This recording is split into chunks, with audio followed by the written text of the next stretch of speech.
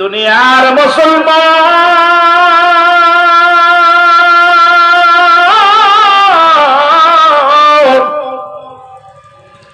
কারণ এই কালেমার দাওয়াত দিতে যাইয়া রে রহমতের নবী রাহমাতুল লিল আলামিন এই পৃথিবীর মধ্যে সবার কাছে প্রিয় ছিলেন।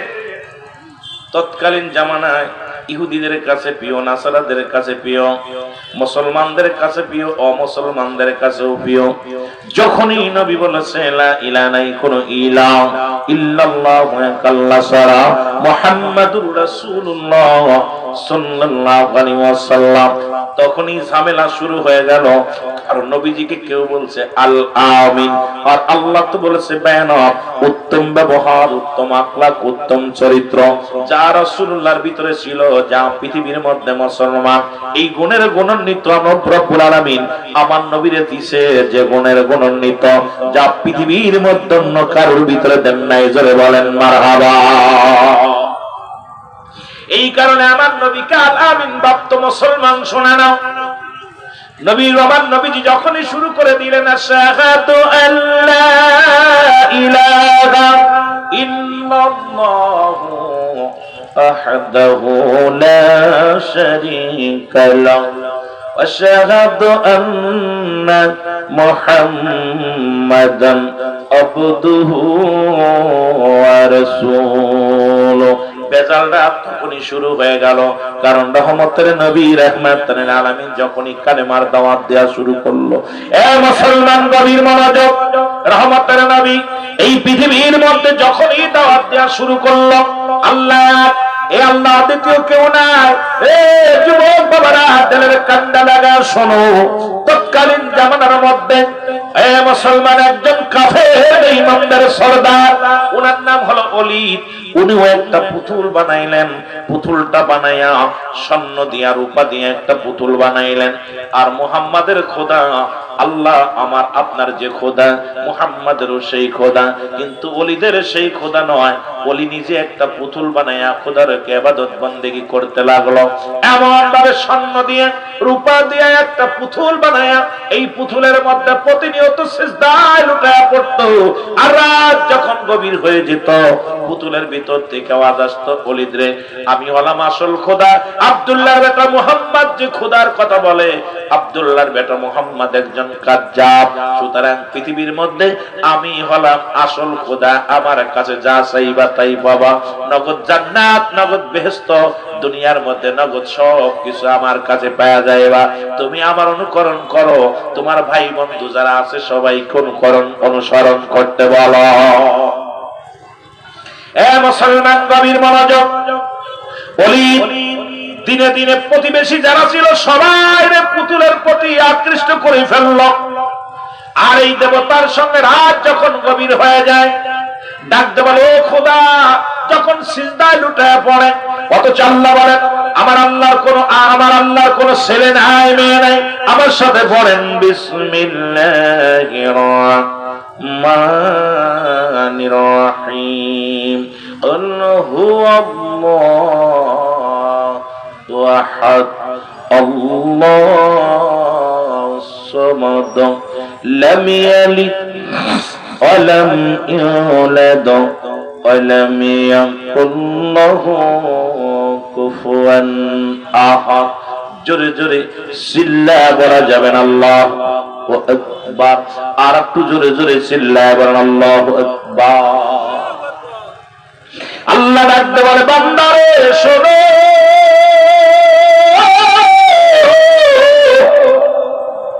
আমি আল্লাহ পৃথিবীর মধ্যে কাউরে জন্ম দিই নাই, কারো থেকে জন্ম নেই নাই। আসমান জমিনের মধ্যে আমার সমতুল্য সমকক্ষ আর কেউ নাই। সুতরাং দ্বিতীয় কোন ভগবানের কাছে যাওয়ার প্রয়োজন হয় না, তিনিও কোন খোদা বানায়া সিজদা করার প্রয়োজন হয় না। যারা চন্দ্র পূজা করেন, যারা প্রতিমা পূজা করেন, পৃথিবীর মধ্যে যারা আল্লাহ ব্যতীত অন্যের সাহায্য নিয়ে পৃথিবীর মধ্যে তাদেরকে খোদা বানাইয়া দেবতা বানাইয়া দুনিয়ার মধ্যে যারা পূজা করে রব্বুল আলামিন জানিয়ে দেয় বান্দা শুনে নাও আমি আল্লাহ এক, আমি আল্লাহর অদ্বিতীয় কেউ নাই। আসমান জমিনের মধ্যে যা কিছু আছে সব কিছু আমার মুখাপেক্ষী, আমি কারোর মুখাপেক্ষী নাই। কিন্তু ওলিদের যে পুতুল আছে, ওলিদের পুতুলের ভিতর থেকে আওয়াজ আসে, ডাকতে বলে ওলিদরে এই পৃথিবীর মধ্যে আব্দুল্লাহর বেটা মুহাম্মদ যে খোদা বানায়া, এই আব্দুল্লাহর বেটা মুহাম্মদ যে খোদা বানাইয়া সারা রাত ধরে উপাসনা করে, ইনি নকল খোদা, কিচ্ছু দিতে পারবে না, কিচ্ছু করতে পারবে না। আর আমি হলাম অরিজিনাল খোদা, আমার কাছে যা চাইবা তাই বাবা।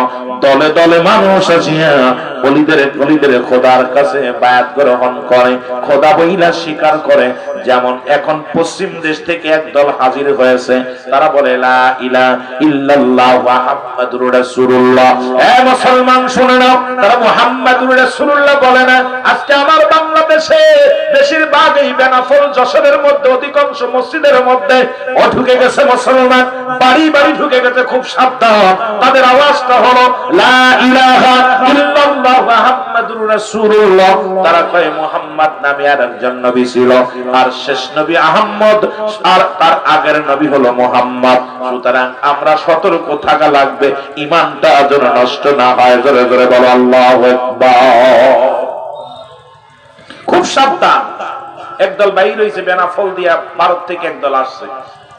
এটা আমি কিছুদিন আগে একটা মাহফিল করতে গিয়ে গুগায় একটা মাহফিল করতে গেছি, যা দেখি অনেক বক্তায় যে বক্তা আইছে সেই বক্তাই আহমদ রাসূলুল্লাহ, কারণ মুহাম্মদ রাসূলুল্লাহ সে পাঠ করে না।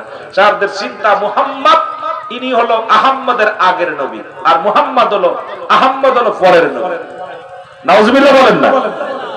আমার ভাইরা, আমার বন্ধুরা, আমার গভীর মনোযোগ যে কথাগুলো বলি, দেবের কান্ডা লাগা শুনে নাও। ওলিদ কি করলেন? ওলিদ এইবার উনি চিন্তা করেন, হাজার হাজার মানুষগুলো যখন ওনার দলে আনলেন, নবীজিকেও দাওয়াত দিলেন, ডাকতে বলে মুহাম্মদ তোমার খোদা তো কথা বলতে পারে না, আমার খোদা কথা বলতে পারে।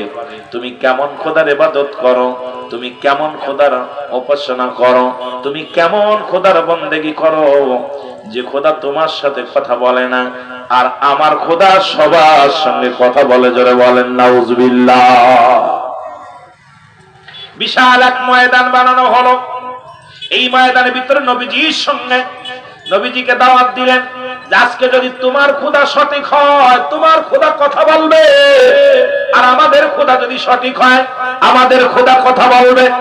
আমার বন্ধুগণ, এবার বিশাল ময়দানের ভিতরে ওলিদদের খোদার ভিতরে ডাকতে বলা হয়। খোদা ডাকতে বলে, ওলিদ কয় খোদা রে ঠিক আছুনি? কয় আসি। কয় ভালো আছুনি? কয় আসি। আজকে বড় মজলিসে মুহাম্মাদের খোদার দুর্নাম করে দিবা, যাতে সব মানুষ তোমার খোদা বলে মেনে নেয়। ঠিক আছে, এর সব কথা কমপ্লিট। আমার নবীজি আসলেন, নবীজিকে বলে মুহাম্মদ তোমার খোদার সঙ্গে আমাদের একটু কথা বলায়া দাও, তোমার আল্লাহর সঙ্গে কথা বলায়া দাও। আমার নবী কয় শোনো, ওই আল্লাহকে পার একমাত্র ঠিকানা হলো আমি নবী রাহমাতাল লিল আলামিন। জোরে বলো মারহাবা। এ আমার ভাইরা, আমার বন্ধুরা, আমার আল্লাহর নবী ডাকতে বলে ওলিদের খোদা তুমি বলে দাও তুমি আসল কি নকল, তুমি তাড়াতাড়ি বলো। ওলিদের খোদার থেকে আওয়াজ আসে লা ইলাহা ইল্লাল্লাহু মুহাম্মাদুর রাসূলুল্লাহ সাল্লাল্লাহু আলাইহি ওয়াসাল্লাম। সঙ্গে সঙ্গে উপস্থিত জনগণ সবাই অবাক হয়ে গেলেন, এতদিন শুনলাম কি, এখন করলো কি? ওলিদ কয় খোদা রে কি ভুল করলাম? তুমি যে তোমার পরিচয় ভুল করে বলে দিলাম। কয় না না, আমি ভুল করি নাই, কারণ আব্দুল্লাহর বেটা মুহাম্মদ হলো আখির নবী রাহমাতাল লিল আলামিন, আর আল্লাহ পার একমাত্র ঠিকানা হলো রাহমাতাল লিল আলামিন, আল্লাহ ছাড়া কোনো মাবুদ নাই। সুতরাং তোমরা শোনো, আমি ওলিদের খোদা সাক্ষী দিলাম লা ইলাহা নাই কোনো ইলাহ ইল্লাল্লাহু এক আল্লাহ ছাড়া, মুহাম্মাদুর রাসূলুল্লাহ রাসূলুল্লাহ, আল্লাহর প্রেরিত রাসূল বা বান্দা হলো নবী মুহাম্মদুর রাসূলুল্লাহ সাল্লাল্লাহু আলাইহি ওয়াসাল্লাম। উপস্থিত যত মুসল্লি ছিল, উপস্থিত যত ইহুদিরা ছিল, সবাই কালেমার মালা পড়ে পড়ে মুসলমান হয়ে গেল। জোরে বলেন না মারহাবা, আর একটু জোরে বলেন না মারহাবা। এ আমার ভাইরা আমার, ওলীদ ক্ষিপ্ত হয়ে গেল, নিজের পুতুলটাকে একবারে জোরে ছুঁড়ে মেরে ভেঙে ফেললো। আরে আমার বিড়াল আমারে মেও, কারণ সারা জীবন ভরে আমার দেবতা হয়ে থাকলো, আজকে মুহাম্মাদের কথা মতো চললো। ওলীদ ভেঙে ফেললেন মূর্তিখানা, ভেঙে যখন চলে গেলেন, আমার নবীজি উপস্থিত জনগণকে বললেন, তোমরা শোনো, আমার রব্বে কারিমের কোন ছেলে মেয়ে নাই, রব্বে কারিমের কোন হালে বায়াত নাই, রব্বে কারিমের কোন বংশ নাই, সুতরাং আল্লাহকে পাওয়ার একমাত্র ঠিকানা হলাম আমি নবী। আমারে ভালোবাসো আর আল্লাহকে সন্ধান করো, রব্বুল আলামিনকে পাওয়ার একমাত্র ঠিকানা হলাম আমি নবী মুহাম্মদুর রাসূলুল্লাহ। জোরে জোরে চিল্লায়া বলেন না সুবহানাল্লাহ, আর একটু জোরে বলো। এ আমার ভাইরা, আমার বন্ধুরা, আল্লাহর নবী রওনা হয়ে গেলেন। পথের মধ্যে মুসলমান বিশাল আকৃতি এক জিনের সর্দার সালাম দা, আসসালামু আলাইকুম নবী। ওয়ালাইকুম আসসালাম। নবী কয়, তুমি কে গো? কয়, হুজুর আমি জিনের সর্দার। বলে, তুমি কেন আসছো? কয়, হুজুর এই দেখেন তরবারিটা, এই তরবারির মধ্যে রক্ত লেগে আছে। নবীজি বললেন, রক্ত কেন লেগে আছে?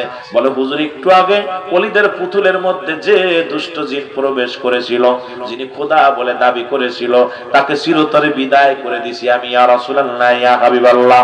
ওকে বিদায় করে দিয়ে আমি ওই বোতলের মধ্যে, ওই পুতুলের মধ্যে প্রবেশ করেছিলাম। যখন আপনি আমাকে বলছেন, এ পুতুল তুমি বলে দাও তোমার খোদাকে, তখনই আমি ওর ভিতর থেকে আওয়াজ দিয়েছিলাম, ইয়া রাসূলুল্লাহ ইয়া হাবিবাল্লাহ। নবী বলে, কেন তুমি আওয়াজ দিলা? জিন বলে, ইয়া রাসূলুল্লাহ ইয়া হাবিবাল্লাহ, আমার বয়স অনেক, আমি আদম নবীর জামানায় এই দুনিয়ার মধ্যে আসি গো নবী। আদম নবীরে বলতে শুনেছি রাহমাতাল লিল আলামিন, ঈসা নবীকে বলতে শুনেছি রাহমাতাল লিল আলামিন, মূসা নবীকে বলতে শুনেছি রাহমাতাল লিল আলামিন, দাউদ আলাইহিস সালামকে বলতে শুনেছি রাহমাতাল লিল আলামিন। যত নবী পয়গম্বর আমি দুনিয়ার আসার পর কত নবীর গণের সঙ্গে আলাপ হলো, সব নবীরাই আপনার প্রশংসা, আপনার গুণগান গায়। আর নবী গো, একমাত্র সবার ঠিকানা হলো আল্লাহ রাব্বুল আলামিন। কারণ আদম আলাইহিস সালাম বলতো লা ইলাহা, আদম শফিউল্লাহ, ইব্রাহিম খলিলুল্লাহ, মূসা কালিমুল্লাহ, সবারই একই কালেমা লা ইলাহা ইল্লাল্লাহ।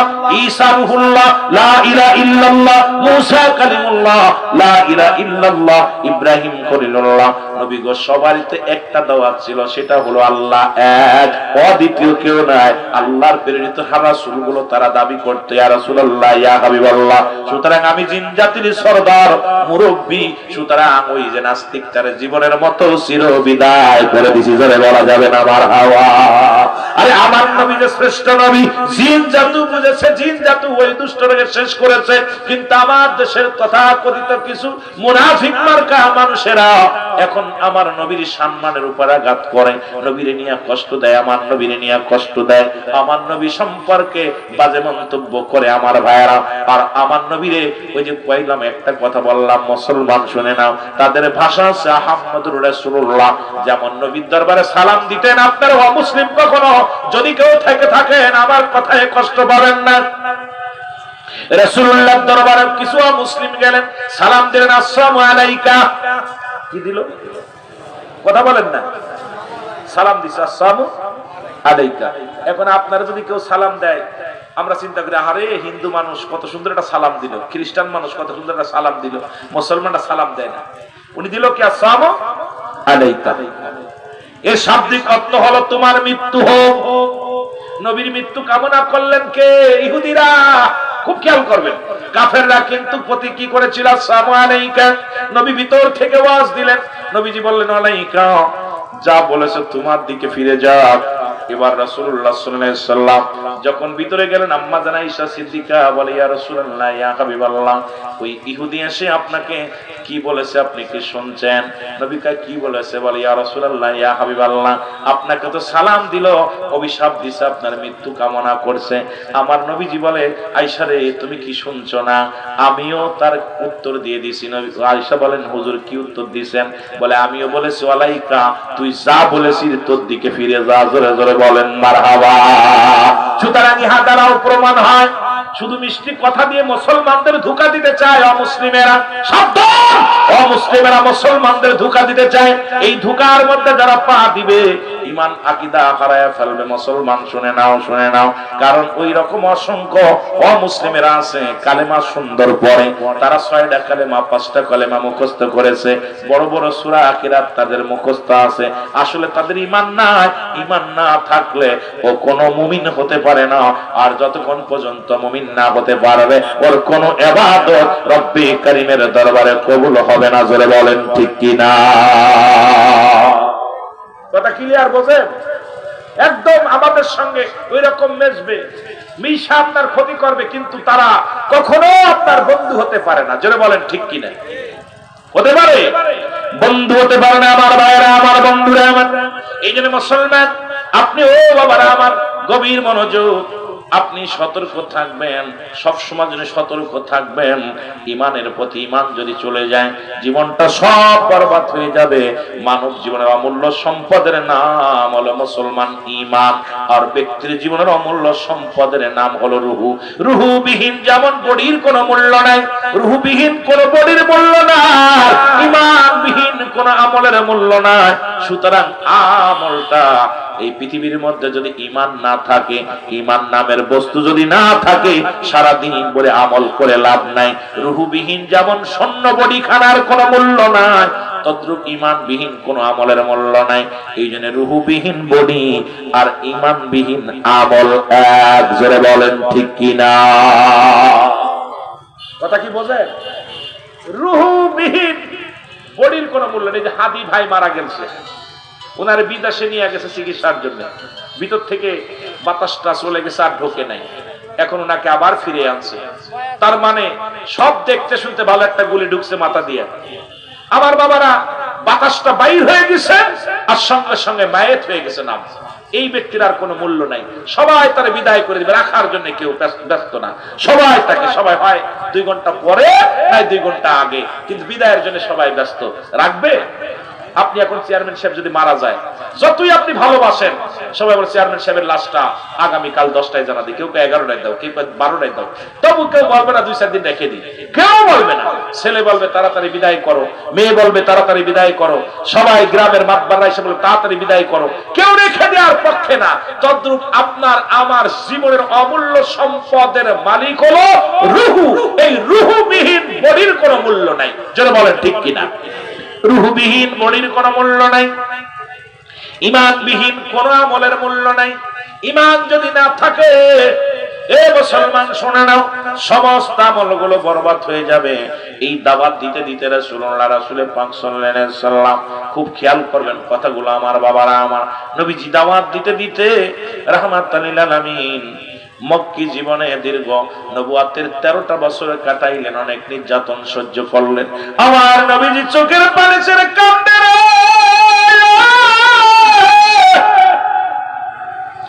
এই কালেমার দাওয়াত দিতে যাইয়া নবী কত কষ্ট পায় গো, রহমতের নবী কত কষ্ট পায় রে। এই অবস্থার পর নবীজি আমার দীর্ঘ 13টা বছর কাটাইলেন। রব্বুল আলামিন হুকুম দিলেন, হাবিব আর সময় নাই, আর সময় নাই, আপনি মক্কা থেকে মদিনায় চলে যান। কারণ মদিনার মানুষের মন ভালা, মদিনার মানুষ ইসলাম গ্রহণ করবে, মদিনার মানুষ কালেমা গ্রহণ করবে, মদিনার মানুষ আপনাকে পেয়ে বড় খুশি হবে। ইয়া রাসূলুল্লাহ, ইয়া হাবিবাল্লাহ, আপনি আর দেরি করেন না, মদিনার দিকে চলে যান। রহমতের নবী একবার তাকায় মক্কার দিকে, তাকায় জন্মভূমি। এই জন্মভূমি ছেড়ে কেমনে যাবে নবী আমার? রহমতের নবী চোখের পানি ছেড়ে ছেড়ে কান্দে, আল্লাহ এই মাতৃভূমি ছেড়ে আমি চলে যাব, আমার মা দুঃখিনী এই জমিনের মধ্যে শুয়ে আছে, আমার বাবা শুয়ে আছে। আরে এই জমিনে আমি জন্মগ্রহণ করলাম, এই জমিন ছেড়ে আমি কেমনে যাব রে? আর মক্কার কত নাওয়া মুসলিম এরা মুসলমান হয়েছে, আমি যদি চলে যাই মুসলমানদের উপর আঘাত চালাবে। মুসলমান শুনে নাও, রাসূলুল্লাহ হুকুম দিলেন আমার আল্লাহ রাব্বুল আলামিন। নবীজি চলে গেলেন, মক্কা থেকে মদিনা হিজরত করে চলে গেছে। হিজরত করে যখন গেল, ছোট্ট ছোট্ট দুটি মাসুম বাচ্চা এই যে বসে আছে, দুটি ছোট্ট বাচ্চাগুলো নবীর কদমে যা সালাম দেয়, আসসালামু আলাইকুম ইয়া রাসূলুল্লাহ ইয়া হাবিবাল্লাহ, আপনার বাড়ি কই গো? নবীকে আমার বাড়ি মক্কায়। জোরে বলা যাবে না মারহাবা? খুব খেয়াল করবেন, দুইটা ছেলে, মাত্র বয়স হলো 8 এবং 10 বছরের দুইটা বালক। কয় বছর? 10 বছর আর 8 বছরের বালক নবীজি আয়া সালাম দিতেছে, নবী আসসালামু আলাইকুম, আপনার বাড়ি কই? নবীজি বলে আমার বাড়ি মক্কায়। বলে হুজুর আপনার কি আব্বা মা বেঁচে আছে? নবীজি বলে না, আমার বাবা মা বেঁচে নাই, বাবা মা দুনিয়ার মায়া ছেড়ে চলে গেছেন। নবীজিকে বললেন বালক দুটি, বলে ইয়া রাসূলুল্লাহ ইয়া হাবিবাল্লাহ, আপনি মক্কা থেকে কেন মদিনায় আসলেন? বলে আমি আসলাম ইসলামের দাওয়াত দেওয়ার জন্য, এই মদিনার মানুষের কাছে ইসলাম প্রচারের জন্য আসলাম, কালেমার দাওয়াত দেওয়ার জন্য আসলাম। আমি আসল মূল আলোচনায় যেতে পারবো কি জানি না, দেখা যাক, আগানো যাক। যায় মুসলমান শোনো, রাসূল বললেন আমি আল্লাহ পাকের হুকুমে মক্কা থেকে মদিনার জমিনে আসলাম ইসলামের দাওয়াত দেওয়ার জন্য। নবীজিকে বালক দুটি বলে ইয়া রাসূলুল্লাহ ইয়া হাবিবাল্লাহ, মক্কায় কি কোনো মানুষ নাই? কয় আছে। তাহলে আপনি কেন মদিনায় আসলেন দাওয়াত দেওয়ার জন্য? কয় রব্বে কারীম আমারে পাঠাইছে মদিনায় দাওয়াত দেওয়ার জন্য। আমার নবীরে বালক দুটি ডাকতে বলে ইয়া রাসূলুল্লাহ ইয়া হাবিবাল্লাহ, মক্কার মানুষের আপনি এত কষ্ট করে মা বাবার পিতা ছেড়ে চলে আসলেন কেন? আমার নবী চোখের পানি ছেড়ে কান্দের। কয় বালকের আরে মক্কার মানুষেরা আমারে বুঝতে পারে না, আমারে চিনতে পারে নাই।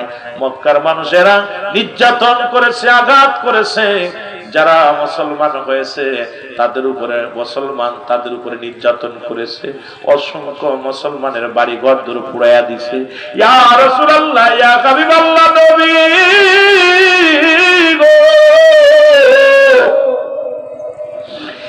মায়ের নবী কান্দার বলে বালকেরা রে, ওই মক্কার মানুষের কাছে আমি নবী যখন কালেমার দাওয়াত নিয়ে গেছিলাম গো, এই মক্কার মানুষেরা আমার উপরে নির্যাতন, আমার উপরে কত পাথর ছুঁড়ে মারছে, কত না একটা অপরাধ। হুজুর আপনার অপরাধ কি? অপরাধটা হলো লা ইলাহা ইল্লাল্লাহু মুহাম্মাদুর রাসূলুল্লাহ। আমার অপরাধটা হলো আল্লাহ ছাড়া কোনো মাবুদ নাই, আল্লাহ ছাড়া কোনো ইলাহ নাই, আর আল্লাহর প্রেরিত রাসূল বা বান্দা হলো আমি নবী। এটাই আমার দাওয়াত দিতে যাইয়া কত রক্তাক্ত জমিনের মধ্যে চললো, কত কষ্ট করলাম। এই বালক দুটি ডাকতে বলে নবী গো,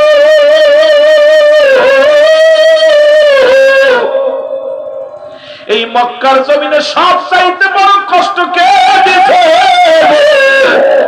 ইয়া রাসূলুল্লাহ ইয়া হাবিবাল্লাহ, এই মক্কার জমিনে সব চাইতে আপনারে কষ্ট দিয়েছে কে? বলে বালক রে, সব চাইতে কষ্ট দিয়েছে একটা মানুষ, সেই মানুষটার নাম হলো আবু জেহেল। আল্লাহু আকবার বলো না। নবীজি বলেন সবচাইতে বেশি কষ্ট আমারে দিছে আবু জেহেল। এবার বালক দুটি বলে ইয়া রাসূলুল্লাহ, এই মানুষটারে কেমনে কষ্ট দেয়? আপনি তো দুনিয়ার কোন লোভ করেন নাই, এ মুসলমান, দুনিয়ার কোন সম্পদের কোন লোভ করেন না, কারণ আল্লাহ আপনাকে পাঠাইছে।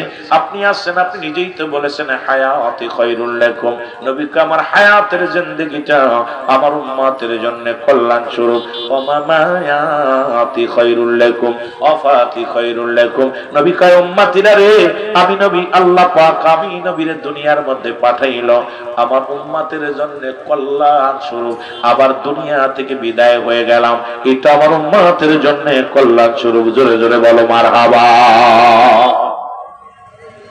বালক দুটি বলে ইয়া রাসূলুল্লাহ ইয়া হাবিবাল্লাহ, আরে আপনাকে যারা মারলো তাদের দ্বারা কি মায়া নাই রে? তাদের আত্মায় কি কোনো মায়া নাই? নবী গো, মায়ের নবী, আমার নবীজি বলে বালকের রে বলে নবী গো, আপনার মা নাই, বাবা নাই, এই দুনিয়ার মধ্যে আমারও বাবা নাই গো নবী। আমার নবীও কান্দে, বালক দুটি কান্দে।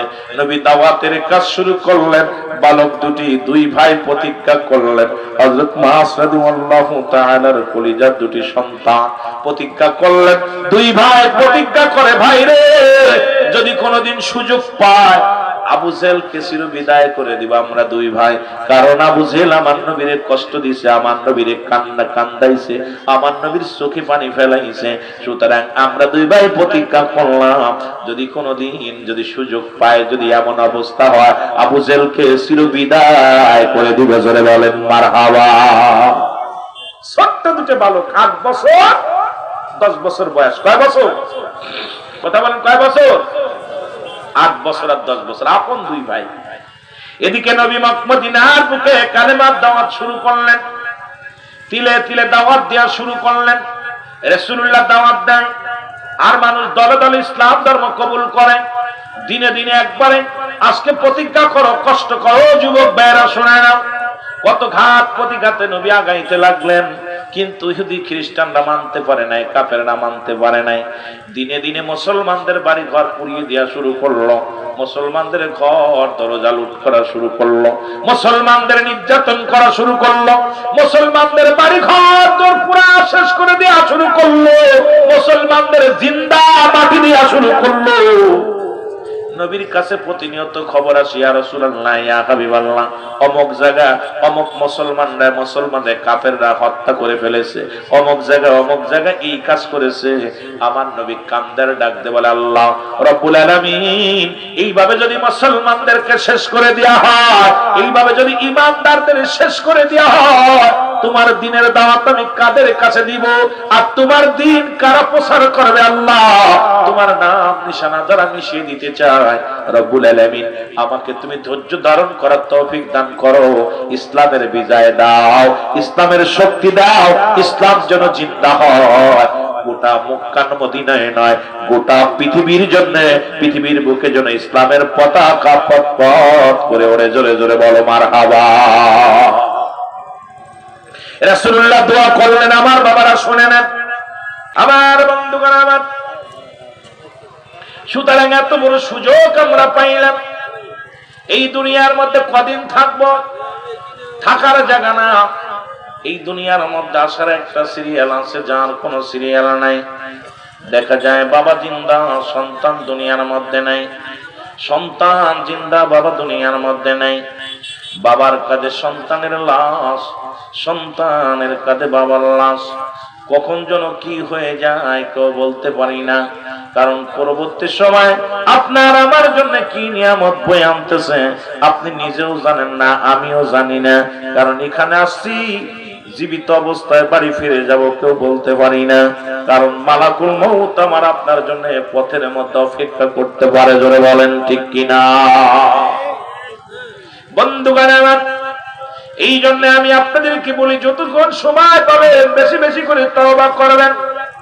এই তওবাকারীর গুনাহ আল্লাহ মাফ করে দেয়, তওবাকারীকে আল্লাহ ভালোবাসে, তওবাকারীকে আল্লাহ পছন্দ করে। যেহেতু যখনই যাবেন দিনে রাত্রে সব সময় তওবার মধ্যে থাকবেন, ইস্তেগফারের মধ্যে থাকবেন, আমলের মধ্যে থাকবেন। কারণ আসর পড়েছেন, মাগরিব হয়তো কপালে আসবে না, মাগরিব পড়েছেন, ঈশা হয়তো কপালে আসবে না, ঈশা পড়েছেন, হয়তো ফজরের সময় আপনি আর জাগতে পারবেন না, ফজর আদায় করেছেন, হয়তো যোহর পর্যন্ত আল্লাহ আপনাকে বাঁচায় রাখবে না, যোহর পড়েছেন, আসর পর্যন্ত বেঁচে থাকবেন, এমন কোন গ্যারান্টি দেওয়ার মতো ক্ষমতা নাই। যদি বলেন ঠিক কিনা। আর মানুষের মৃত্যু হয় দুইটা টাইমে, একটা হলো রাতের বেলা, একটা হলো দিনের বেলা। ও মানুষ খুব খেয়াল করবেন বাবারা আমার, দুইটা টাইমে মরণ হয়, একটা হলো দিনের বেলা, একটা হলো রাতের বেলা। দিন শুরু করেছি, মৃত্যুবরণ করি নাই, সামনে রাত আসতেছে, না জানি আমি আপনি বেঁচে থাকবো। ও যুবক, এইটা সময় আমি আপনিও মারা যেতে পারি, কারণ মালাকুল মউত আসতে পারে, আমাকে আপনাকে ধরতে পারে। আজকে কিসের এত অহংকার, কিসের এত দামক, কিসের এত মুসলমান তাকাব্বারি? পৃথিবীর প্রথম কাপড় পরিধান করেছেন অন্যের সাহায্যে, আবার জীবনের শেষ কাপড়টা পরিধান করতে হবে অন্যের সাহায্যে। কিসের চেয়ারম্যান, কিসের মেম্বার, কিসের এমপি, কিসের মন্ত্রী? পৃথিবীর মধ্যে নিজের কাপড় নিজে পরিধান করে যদি কবরেই না যেতে পারো, নিজের হেফাজত যদি জীবনে প্রথম তোমার কাপড় পরাইছে, অন্যের সাহায্যে তুমি তোমার লজ্জাস্থান ঢাকছো, আবার জীবনের শেষ বিদায়ের সময় অন্য মানুষ তোমাকে লজ্জাস্থান ঢেকে দিবে। সুতরাং এইটা চিন্তা যদি কোনো মানুষ করে, এই মানুষটা কোনোদিন অন্যায় কাজে লিপ্ত হতে পারে না, দুনিয়ার মধ্যে ইসলামের বিধান বলতে পারে না।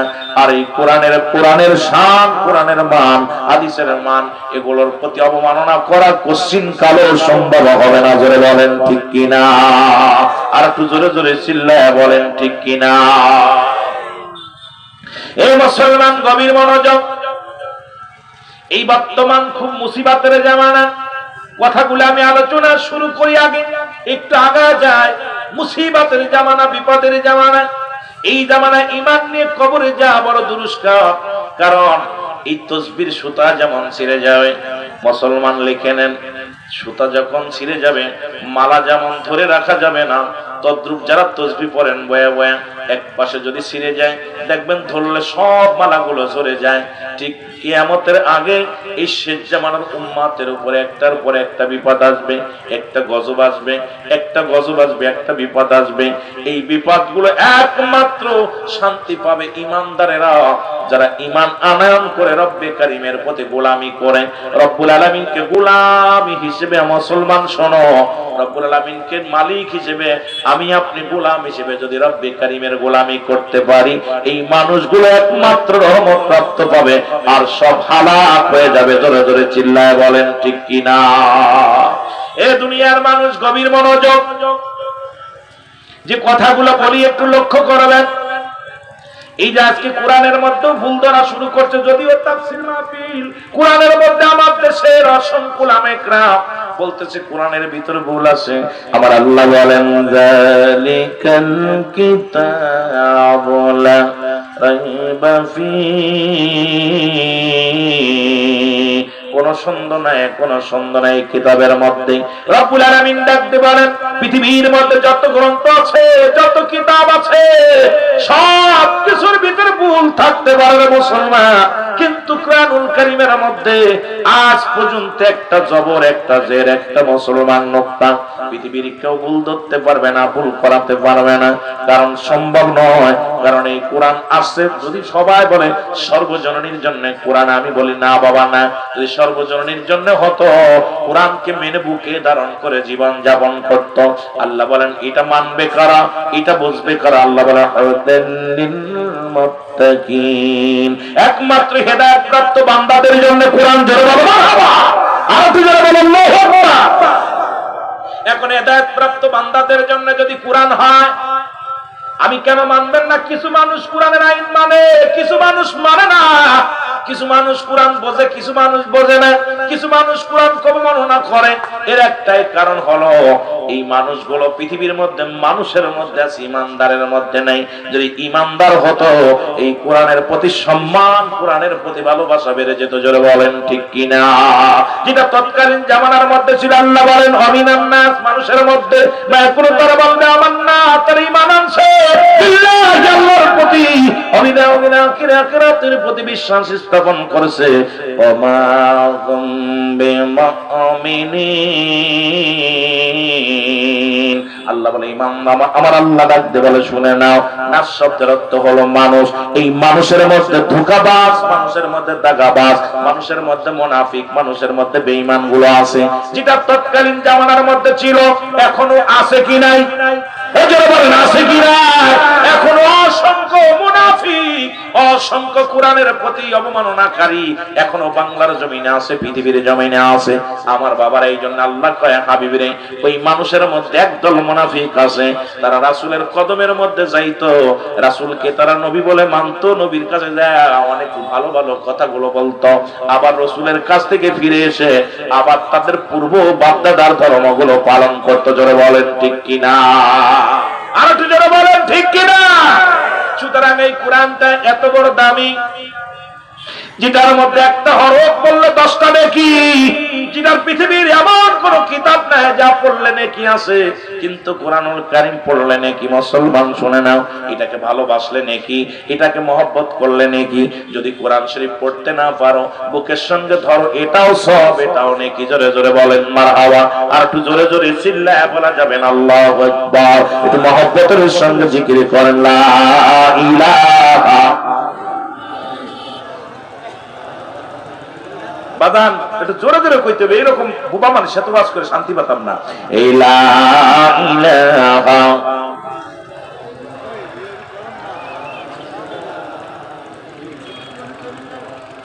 এর নাই কোন মালিক আল্লাহ ছাড়া, বলো নাই কোন খোদা আল্লাহ ছাড়া, লা ইলাহা।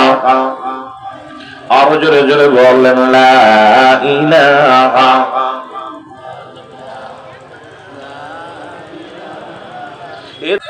এদিকে রমাদান মাস এসে গেল।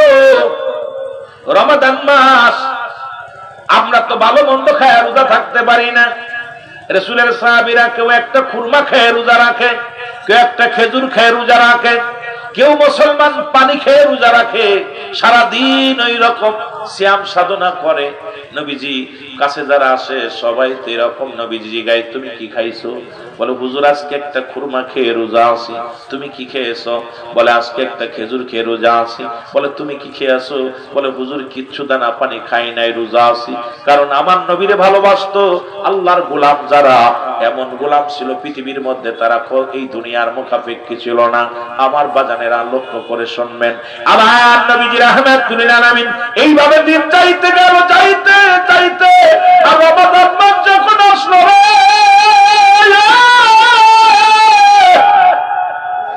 এরা মুসলমানের উপরে নির্যাতন বাড়া দিল কাফের বেঈমানেরা।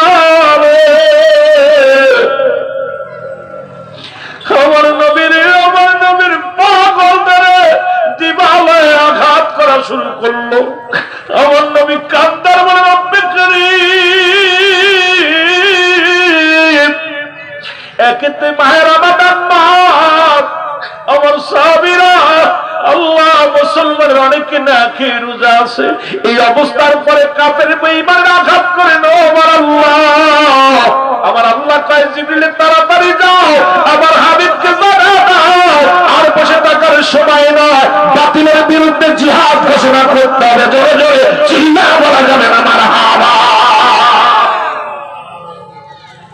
জিবরিল আমিনকে আল্লাহ পাঠিয়ে, জিবরিল যাও, হাবিবকে জানায় আসো, যুদ্ধ শুরু করতে হবে। আর বসে থাকার সময় নেই। নবীজিকে ডাক দিলেন। জিবরিল আমিন সালাম দিয়া কয়, ইয়া রাসূলুল্লাহ, ইয়া হাবিবাল্লাহ, রব্বুল আলামিন হুকুম দিছে, আল্লাহ রব্বুল আলামিন আমাকে হুকুম দিছে আপনার কাছে আসার জন্য। আমি আপনার কাছে আসছি। আর বসে থাকার সময় নাই। জিহাদ ঘোষণা করছে, যুদ্ধ ঘোষণা করতে বলেছে। আমার নবী তাকায় দেখে সবে মাত্র অল্প কিছু মুসলমান, এদেরকে নিয়ে বাতিলের বিরুদ্ধে যুদ্ধ করব কেমনে করে। এই খবর মুসলমান পৌঁছে গেল। নবীজি যখন সাহাবীদেরকে নিয়ে যুদ্ধের আলোচনা শুরু করলো, ওদিকে মাস্টার ইবলিস শয়তান এইটা প্রচার করা এমন ভাবে শুরু করে দিল, ও মুসলমান, আবু জেহেল 1000 সৈন্য গুছায়া ফেললো, 1000 তরবারি, 1000 ঘোড়া নিয়ে মক্কা মদিনার মুসলমানদের বাড়ি ঘর সব উচ্ছেদ করে দিবে। মদিনার মুসলমানদের নাম নিশানা একতারে মিশায়া দিবে। একবারে ষড়যন্ত্র শুরু হয়ে গেল। আমার নবীর কাছে খবর আসলো। আমার নবীজি জিবরিল আমিন ডাকতে বলে, নবী গো, আপনিও যুদ্ধের ঘোষণা দিয়ে দেন। ওদিকে কাফেররাও আসে। আর সময় নাই, আর বসে থাকার সময় নাই। যার যা আছে এটা নিয়ে ময়দানে নামতে হবে। জোরে বলেন না সুবহানাল্লাহ। আর জোরে বলেন আল্লাহু আকবার। যা রাসূলুল্লাহ বললেন যুদ্ধে যেতে হবে, প্রস্তুতি নাও। ঘোষণা দিয়ে দিল আগামী 17ই রমাদান। কয় তারিখ? এজন্য বলেন বাবা, অনেক লম্বা আলোচনা, ইমানি আলোচনা হচ্ছে। ইমানের কথা, আমাদের ইমান কেমন থাকতে হবে। এই দুনিয়ার মধ্যে মুসলমানদের শক্তি যদি আমার দুইটা শক্তি থাকে, একটা হলো আমার আল্লাহ, আর একটা শক্তি হলো মুহাম্মাদুর রাসূলুল্লাহ। এই দুইটা শক্তি ধারণ করে যদি আপনি চলতে পারেন, দুনিয়ার কোনো ক্ষেপণাস্ত্র, দুনিয়ার কোনো বোমা, দুনিয়ার কোনো বোমবাস্টিক কোনো কিছু এরা পরোয়া করে না। কারণ এই দুইটা শক্তি থাকে ইমানদারের সাথে। জোরে বলেন ঠিক কিনা? আর একটু জোরে বলেন ঠিক কিনা? আমার ভাইয়েরা, আমার বন্ধুরা, আমার রাহমাতুল লিল আলামিন যুদ্ধের ডাক দিলেন, ঘোষণা করে দিলেন তোমরা যে যেখানে আছো সবাই তোমরা প্রস্তুতি নাও। প্রস্তুতি নেওয়া শুরু করলো। আমার যুবক ভাইয়েরা, ওই বালক দুটি এক দৌড়ে বাড়ি গেলেন। বাড়ি যে কয় মা গো, মা দেখে বসে বসে কান্দে, চোখের পানি ছেড়ে ছেড়ে কান্দে। মা ডাকতে বলে বাজান নে তোমরা আইসো। বলে মা তুমি কেন কাঁদতেছো? বলে বাবা রে আমি কাঁদতেছি, আমার রাসূলুল্লাহ জিহাদের ডাক দিছে, যুদ্ধের ডাক দিছে। সুতরাং যুদ্ধের ডাক দিছে এই জন্য কাঁদতেছি। আজকে যদি তোমার বাবা বেঁচে থাকতো তাহলে যুদ্ধের ময়দানে যায় শহীদ হয়ে যেত। আর এই শহীদ হয়ে গেলে আমি কিয়ামতের ময়দানে আল্লাহর দরবারে যা বলতে পারতাম, আল্লাহ আমি শহীদের বিবি, আমি শহীদের বিবি।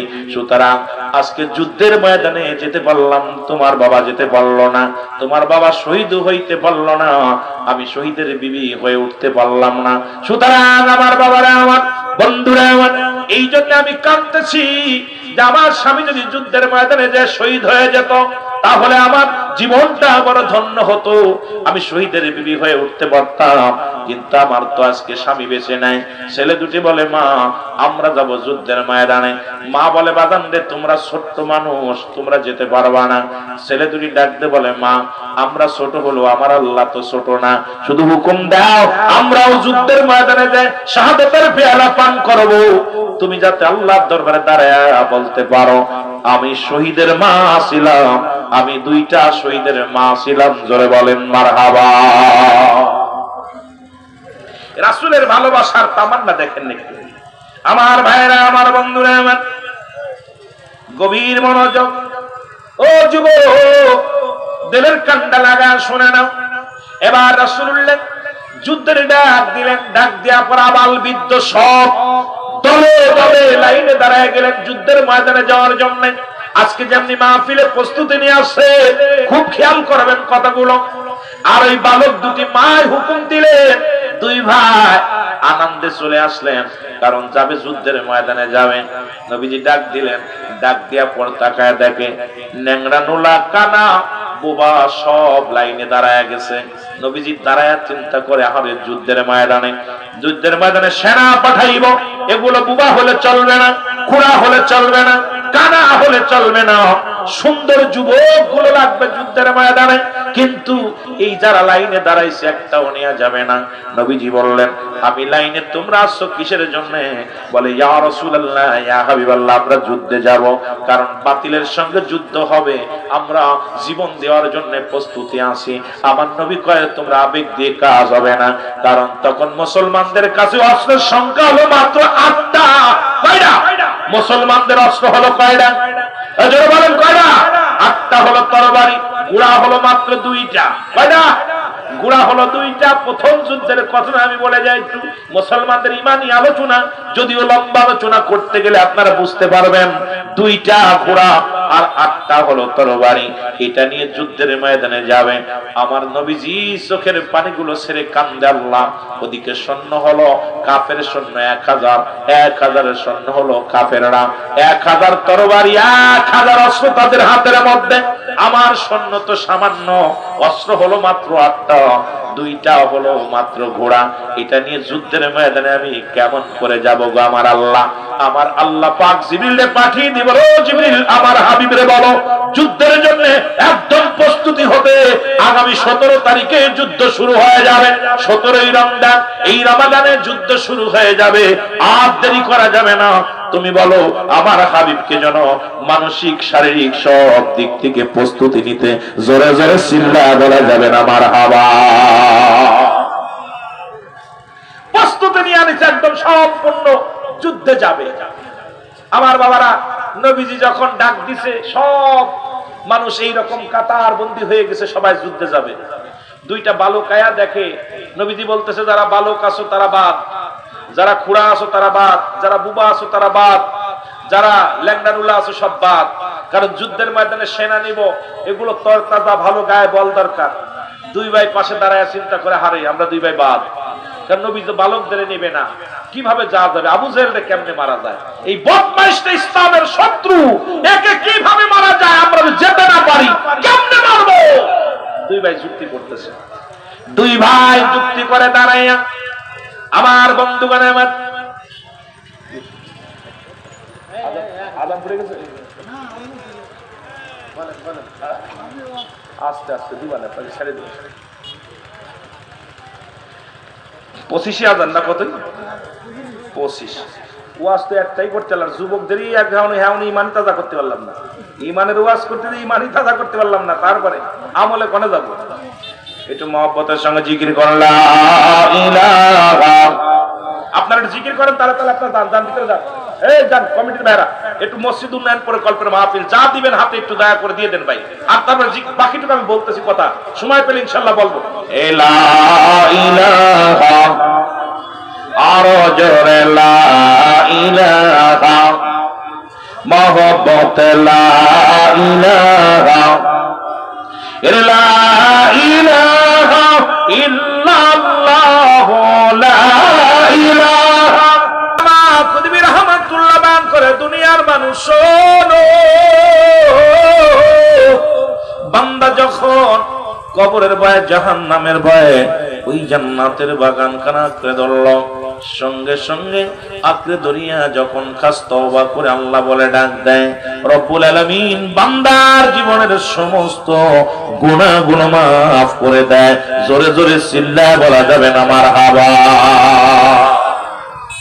তাহলে আপনি আসার কারণে শুধু নিয়ত করে রওনা দিছেন, আজকের এই সাতবাড়িয়া, এই পাসানিয়া পূর্বপাড়া জামে মসজিদের উদ্যোগের মাহফিল খানা যাব, কোরআনের মাহফিলে যাব, নিয়ত করে রওনা দেওয়ার সঙ্গে সঙ্গে সগীরা গুনাহগুলো মাফ। কি গুনাহ মাফ? জোরে বলেন না, কি গুনাহ মাফ? বলেন তো, পৃথিবীর মধ্যে কত বড় একটা সুযোগ আল্লাহ দান করছে, সব গুনাহ মাফ। এখন আপনার খালি সগীরা গুনাহ মাফ করছেন, ছোট ছোট গুনাহগুলো মাফ হয়েছে। আমরা তো খালি সগীরা গুনাহ করি নাই, বড় বড় গুনাহ করছি। কবিরা গুনাহ, নামাজ ছেড়ে দিয়া কবিরা গুনাহ, মিথ্যা বলা কবিরা গুনাহ। মিথ্যা তো একটা কারখানা।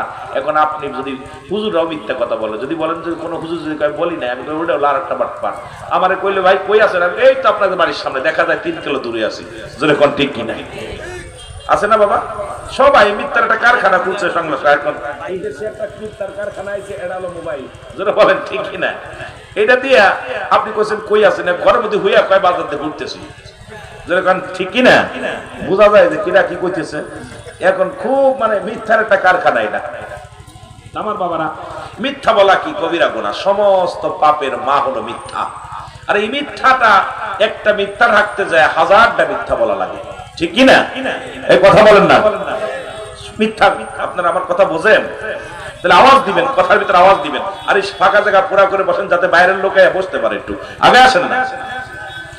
এই গুনাহগুলো মাফের জন্য আল্লামা কুতুবী রাহমাতুল্লাহ বয়ান করেন, কারণ কিয়ামত পর্যন্ত আর কোন নবী আসবে না। কিয়ামত পর্যন্ত নবীদের দরজা বন্ধ। এখন আছে বিলায়াতের দরজা, এটাও এখন বন্ধ হয়ে যাচ্ছে, কারণ অবস্থা ভালো না। আমার বাবারা, এই কিয়ামত পর্যন্ত যেহেতু নবী আসবে না, আমরা বাঁচার জন্য একটা পথ অবলম্বন করার জন্য রাসূলুল্লাহ লিখে গেছেন, সেটা হলো তওবার দরজা। ঠিক কি না? যারা বলেন কিসের দরজা? তওবার দরজা। এই তওবা যদি আপনি করতে পারেন, আপনি যখনই খাস তওবা করে, আল্লাহ আমি আর পিছনে গুনাহ করব না, আজ থেকে আর নামাজ ছাড়বো না, আজ থেকে আর পর্দা ছাড়বো না, আজ থেকে সুদ খাবো না, আজ থেকে ঘুষ খাবো না, এই মাহফিল থেকে আমি খাস তওবা করলাম, হে রব্বে কারীম আমাকে আপনি ক্ষমা করে দেন। কথা বলতে দেরি, আমার আল্লাহ রাব্বুল আলামিন মাফ করতে দেরি নাই। তাহলে আজকে যে আপনার কয়টা বছর, আমার তৃতীয় বছর, কিছু বাৎসরিক মাহফিল, মানে 2 বছর হয়ে গেছে।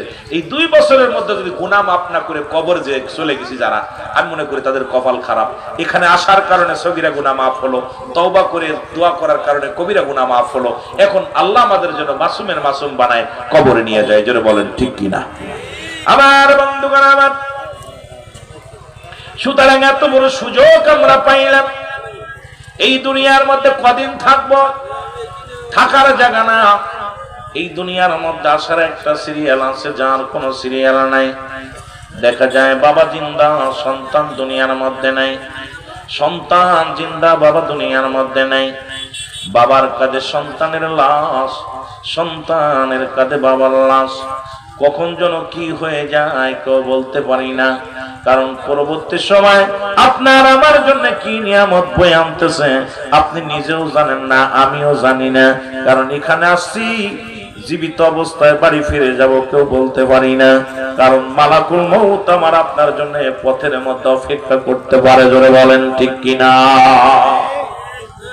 বন্ধুগণ আমার, এই জন্য আমি আপনাদেরকে বলি, যতক্ষণ সময় পাবেন বেশি বেশি করে তওবা করবেন। এই তওবাকারীর গুনাহ আল্লাহ মাফ করে দেয়। তওবাকারীকে আল্লাহ ভালোবাসে, তওবাকারীকে আল্লাহ পছন্দ করে।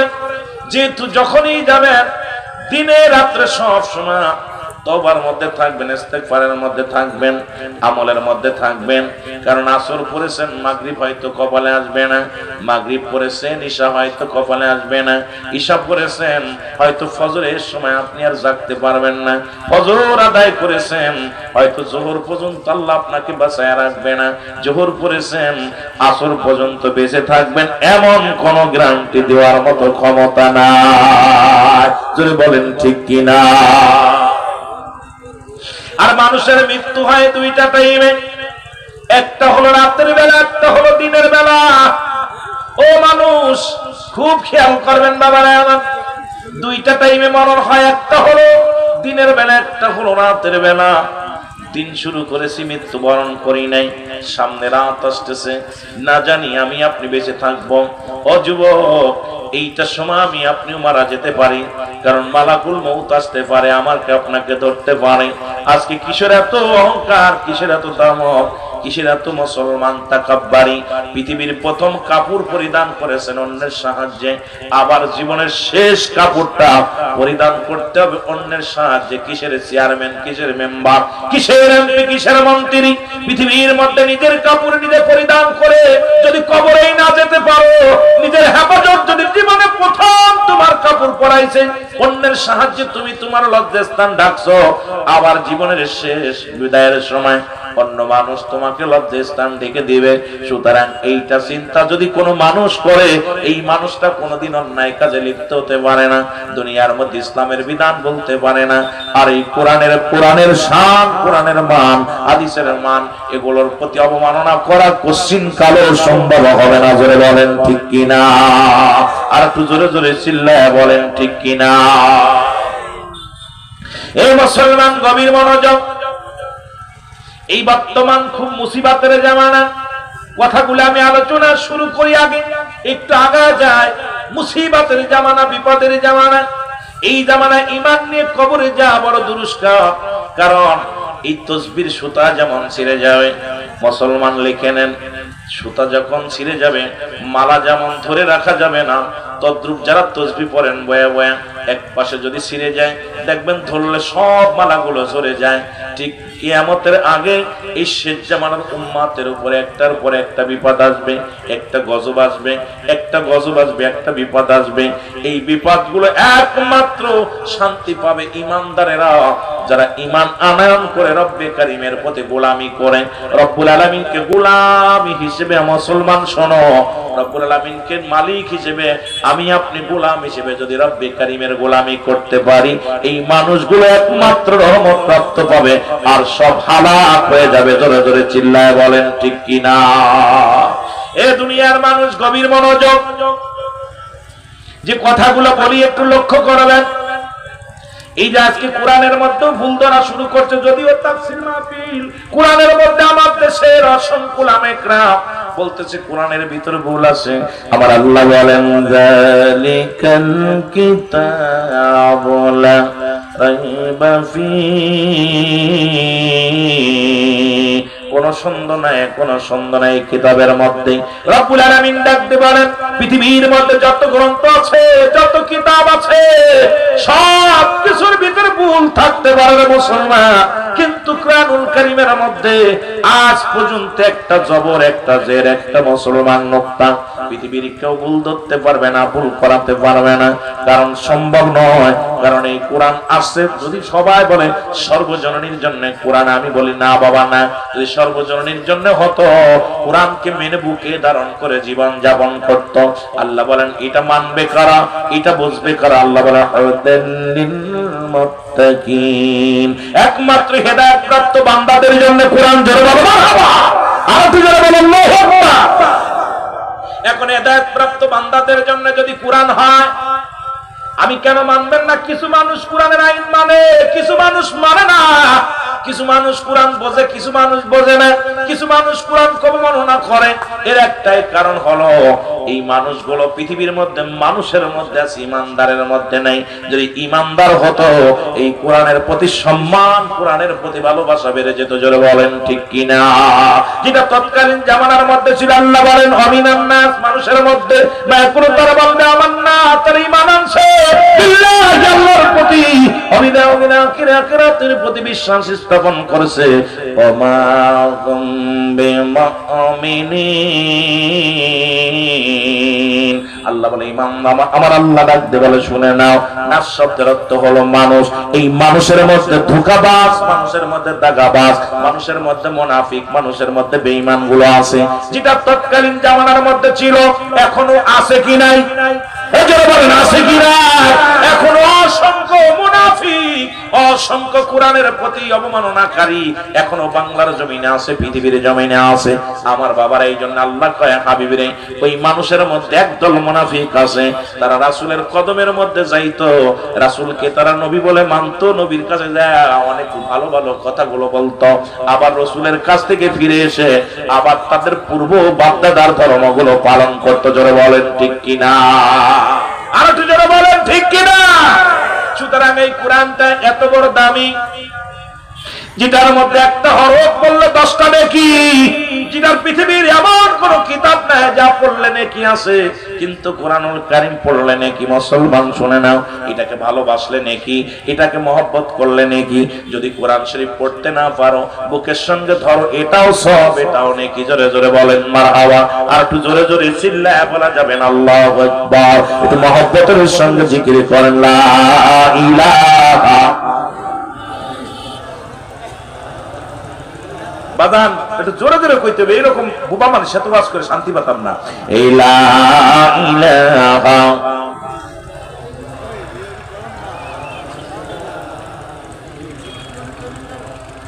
এর নাই কোন মালিক আল্লাহ ছাড়া, বলো নাই কোন খোদা আল্লাহ ছাড়া, লা ইলাহা। আরো জোরে জোরে বললেন লা ইলাহা।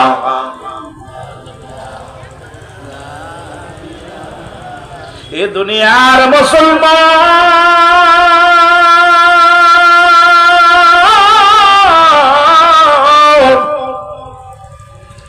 কারণ এই কালেমার দাওয়াত দিতে যাইয়া রে রহমতের নবী রাহমাতুল লিল আলামিন এই পৃথিবীর মধ্যে সবার কাছে প্রিয় ছিলেন। তৎকালীন জামানায় ইহুদিদের কাছে প্রিয়, নাসারাদের কাছে প্রিয়, মুসলমানদের কাছে প্রিয়, অমুসলমানদের কাছেও প্রিয়। যখনই নবী বলেছে লা ইলাহা নাই কোন ইলাহ ইল্লাল্লাহু আল্লাহ ছাড়া, মুহাম্মাদুর রাসূলুল্লাহ সাল্লাল্লাহু আলাইহি ওয়াসাল্লাম, তখনই ঝামেলা শুরু হয়ে গেল। আর নবীজিকে কেউ বলছে আল আমিন, আর আল্লাহ তো বলেছে বায়ানব, উত্তম ব্যবহার, উত্তম আখলাক, উত্তম চরিত্র যা রাসূলুল্লাহর ভিতরে ছিল, যা পৃথিবীর মধ্যে মুসলমান এই গুণের গুণান্বিত রব্বুল আলামিন আমার নবীরে দিয়েছে, যে গুণের গুণান্বিত যা পৃথিবীর মধ্যে অন্য কারোর ভিতরে দেন নাই। জোরে বলেন মারহাবা। এই কারণে আমার নবীকে আল আমিন বাপ্ত মুসলমান শোনা নাও।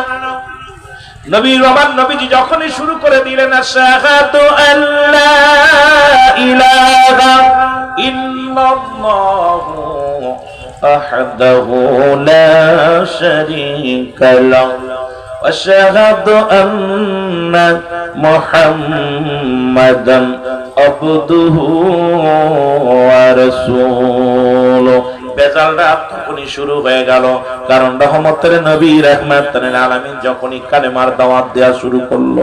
এ মুসলমান গভীর মনোযোগ, রহমতের নবী এই পৃথিবীর মধ্যে যখনই দাওয়াত দেয়া শুরু করলো, আল্লাহ এ আল্লাহ দ্বিতীয় কেউ নাই। এ যুবক বাবারা দিলের কান্ডা লাগা শোনো, তৎকালীন জামানার মধ্যে এ মুসলমান একজন কাফের ইমানদার সরদার, ওনার নাম হলো ওলীদ। উনিও একটা পুতুল বানাইলেন, পুতুলটা বানাইয়া স্বর্ণ দিয়া রূপা দিয়ে একটা পুতুল বানাইলেন। আর মুহাম্মাদের খোদা আল্লাহ আমার আপনার যে খোদা, মুহাম্মাদেরও সেই খোদা, কিন্তু ওলীদের সেই খোদা নয়। ওলী নিজে একটা পুতুল বানাইয়া খোদার ইবাদত বন্দেগী করতে লাগলো। এমন ভাবে স্বর্ণ দিয়ে রূপা দিয়ে একটা পুতুল বানাইয়া এই পুতুলের মধ্যে প্রতিনিয়ত সিজদায় লুটায়া পড়তো। আর রাত যখন গভীর হয়ে যেত, পুতুলের ভিতর থেকে আওয়াজ আসতো, ওলীদ রে আমি হলাম আসল খোদা।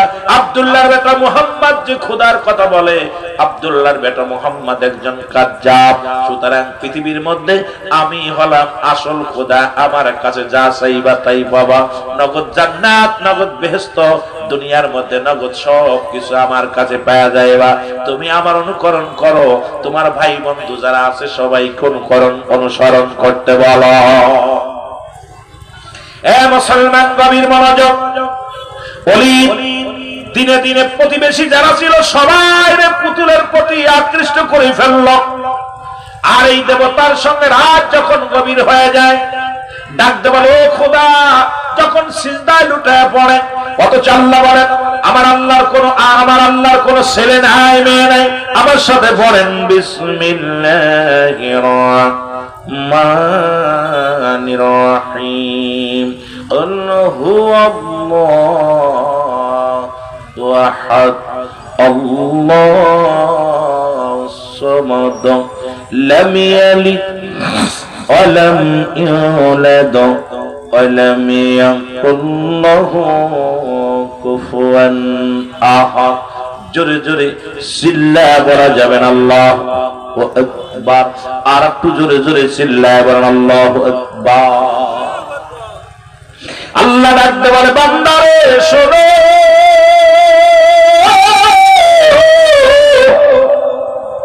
আমি আল্লাহ এক, আমি আল্লাহ এক। পৃথিবীর মধ্যে কাউরে জন্ম দিই নাই, কারো থেকে জন্ম নেই নাই। আসমান জমিনের মধ্যে আমার সমতুল্য সমকক্ষ আর কেউ নাই। সুতরাং দ্বিতীয় কোন ভগবানের কাছে যাওয়ার প্রয়োজন হয় না, তিনিও কোন খোদা বানায়া সিজদা করার প্রয়োজন হয় না। যারা চন্দ্র পূজা করে, যারা প্রতিমা পূজা করে, পৃথিবীর মধ্যে যারা আল্লাহ ব্যতীত অন্যের সাহায্য নিয়ে পৃথিবীর মধ্যে তাদেরকে খোদা বানাইয়া দেবতা বানাইয়া দুনিয়ার মধ্যে যারা পূজা করে, রব্বুল আলামিন জানিয়ে দেয় বান্দা শুনে নাও, শুনে নাও, আমি আল্লাহ এক, আমি আল্লাহর অদ্বিতীয় কেউ নাই।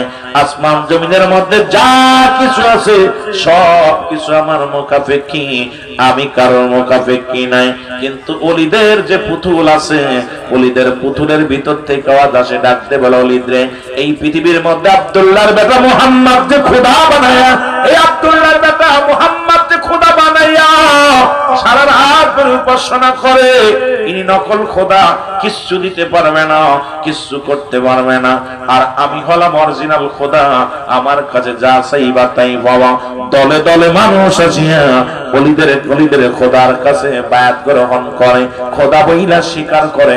যেমন এখন পশ্চিম দেশ থেকে একদল হাজির হয়েছে, তারা বলে লা ইলাহা ইল্লাল্লাহ মুহাম্মাদুর রাসূলুল্লাহ। এ মুসলমান শুনে নাও, তারা মুহাম্মাদুর রাসূলুল্লাহ বলে না। আজকে আমার বাংলাদেশে বেশিরভাগ এই বেনাফল যশোরের মধ্যে অধিকাংশ মসজিদের মধ্যে ঢুকে গেছে মুসলমান, বাড়ি বাড়ি ঢুকে গেছে। খুব সাবধান, তাদের আওয়াজটা হলো লা ইলাহা ইল্লাল্লাহ মুহাম্মাদুর রাসূলুল্লাহ। তারা কয় মুহাম্মদ নামে আর একজন নবী ছিল, আর শেষ নবী আহমদ, আর তার আগের নবী হলো মুহাম্মদ। সুতরাং আমরা সতর্ক থাকা লাগবে, ঈমানটা যেন নষ্ট না হয়। জোরে জোরে বলো আল্লাহু আকবার। খুব সাবধান। একদল বাইর হইছে বেনাফল দিয়া, ভারত থেকে একদল আসছে। এটা আমি কিছুদিন আগে একটা মাহফিল করতে, গুগায় একটা মাহফিল করতে গেছি, যা দেখি অনেক বক্তায়, যে বক্তা আইছে সেই বক্তাই আহমদুর রাসূলুল্লাহ। কারণ মুহাম্মদ রাসূলুল্লাহ সে পাঠ করে না। যাদের চিন্তা মুহাম্মদ ইনি হলো আহম্মদের আগের নবী, আর মুহাম্মদ হলো পরের নবী। নাউজুবিল্লাহ বলেন না। আমার ভাইরা, আমার বন্ধুরা, আমার গভীর মনোযোগ যে কথাগুলো বলি, দেবের কান্ডা লাগা শোনা নাও। ওলীদ কি করলেন? ওলীদ এইবার উনি চিন্তা করেন, হাজার হাজার মানুষগুলো যখন ওনার দলে আনলেন, নবীজিকেও দাওয়াত দিলেন, ডাকতে বলে, মুহাম্মদ, তোমার খোদা তো কথা বলতে পারে না, আমার খোদা কথা বলতে পারে। তুমি কেমন খোদার ইবাদত করো, তুমি কেমন খোদার উপাসনা করো, তুমি কেমন খোদার বন্দেগী করো, যে খোদা তোমার সাথে কথা বলে না, আর আমার খোদা সবার সঙ্গে কথা বলে। জোরে বলেন নাউজুবিল্লাহ। বিশাল এক ময়দান বানানো হলো। এই ময়দানের ভিতরে নবীজির সঙ্গে নবীজিকে দাওয়াত দিলেন, আজকে যদি তোমার খোদা সঠিক হয়, তোমার খোদা কথা বলবে, আর আমাদের খোদা যদি সঠিক হয়, আমাদের খোদা কথা বলবে। আমার বন্ধুগণ, এবার বিশাল ময়দানের ভিতরে ওলীদের খোদার ভিতরে ডাকতে বলা হয়। খোদা ডাকতে বলে, ওলীদ কয়, খোদা রে ঠিক আছুনি? কয় আসি। কয় ভালো আছুনি? কয় আসি। আজকে বড় মজলিসে মুহাম্মাদের খোদার দুর্নাম করে দিবা, যাতে সব মানুষ তোমার খোদা বলে মেনে নেয়। ঠিক আছে, এর সব কথা কমপ্লিট। আমার নবীজি আসলেন, নবীজিকে বলে, মুহাম্মদ, তোমার খোদার সঙ্গে আমাদের একটু কথা বলায়া দাও, তোমার আল্লাহর সঙ্গে কথা বলায়া দাও। আমার নবী কয়, শোনো, ওই আল্লাহকে পার একমাত্র ঠিকানা হলো আমি নবী, রাহমাতাল লিল আলামিন। জোরে বলো মারহাবা। এ আমার ভাইরা, আমার বন্ধুরা, আমার আল্লাহর নবী ডাকতে বলে, ওলীদের খোদা, তুমি বলে দাও তুমি আসল কি নকল, তুমি তাড়াতাড়ি বলো। ওলীদের খোদার থেকে আওয়াজ আসে, লা ইলাহা ইল্লাল্লাহু মুহাম্মাদুর রাসূলুল্লাহ সাল্লাল্লাহু আলাইহি ওয়াসাল্লাম। সঙ্গে সঙ্গে উপস্থিত জনগণ সবাই অবাক হয়ে গেলেন, এতদিন শুনলাম কি, এখন করলো কি? ওলীদ কয়, খোদা রে কি ভুল করলাম? তুমি যে তোমার পরিচয় ভুল করে বলে দিলাম। কয়, না না, আমি ভুল করি নাই, কারণ আব্দুল্লাহর বেটা মুহাম্মদ হলো আখিরি নবী, রাহমাতাল লিল আলামিন, আর আল্লাহ পার একমাত্র ঠিকানা হলো রাহমাতাল লিল আলামিন। আল্লাহ ছাড়া কোনো মাবুদ নাই। সুতরাং তোমরা শোনো, আমি ওলীদের খোদা সাক্ষী দিলাম, লা ইলাহা নাই কোনো ইলাহ ইল্লাল্লাহু, এক আল্লাহ ছাড়া, মুহাম্মাদুর রাসূলুল্লাহ, আল্লাহর প্রেরিত রাসূল বা বান্দা হলো নবী মুহাম্মাদুর রাসূলুল্লাহ সাল্লাল্লাহু আলাইহি ওয়াসাল্লাম। উপস্থিত যত মুসল্লি ছিল, উপস্থিত যত ইহুদিরা ছিল, সবাই কালেমার মারা পড়ে পড়ে মুসলমান হয়ে গেল। জোরে বলেন না মারহাবা। আরেকটু জোরে বলেন না মারহাবা। এ আমার ভাইরা, আমার ওলীদ ক্ষিপ্ত হয়ে গেল, নিজের পুতুলটাকে একবারে জোরে ছুঁড়ে মেরে ভেঙে ফেললো। আরে আমার বিড়াল আমারে মেও, কারণ সারা জীবন ভরে আমার দেবতা হয়ে থাকলো, আজকে মুহাম্মাদের কথা মতো চললো। ওলীদ ভেঙে ফেললেন মূর্তিখানা, ভেঙে যখন চলে গেলেন, আমার নবীজি উপস্থিত জনগণকে বললেন, তোমরা শোনো, আমার রব্বে কারিমের কোন ছেলে মেয়ে নাই, রব্বে কারিমের কোন হালে বায়াত নাই, রব্বে কারিমের কোন বংশ নাই। সুতরাং আল্লাহকে পার একমাত্র ঠিকানা হলাম আমি নবী। আমারে ভালোবাসো আর আল্লাহকে সন্ধান করো, রব্বুল আলামিনকে পার একমাত্র ঠিকানা হলাম আমি নবী মুহাম্মাদুর রাসূলুল্লাহ। জোরে জোরে চিল্লায়া বলেন না সুবহানাল্লাহ। আর একটু জোরে বলো। এ আমার ভাইরা, আমার বন্ধুরা, আল্লাহর নবী রওনা হয়ে গেলেন। পথের মধ্যে মুসলমান বিশাল আকৃতি এক জিনের সর্দার সালাম দা, আসসালামু আলাইকুম নবী।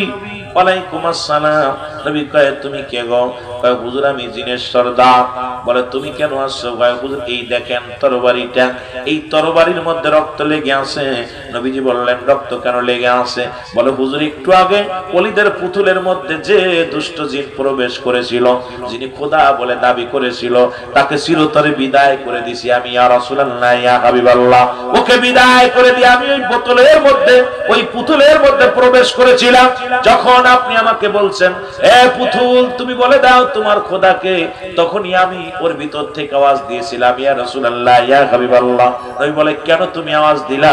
জিন বলে ইয়া রাসূলুল্লাহ ইয়া হাবিবাল্লাহ, আমার বয়স অনেক, আমি আদম নবীর জামানায় এই দুনিয়ার মধ্যে আসি গো নবী।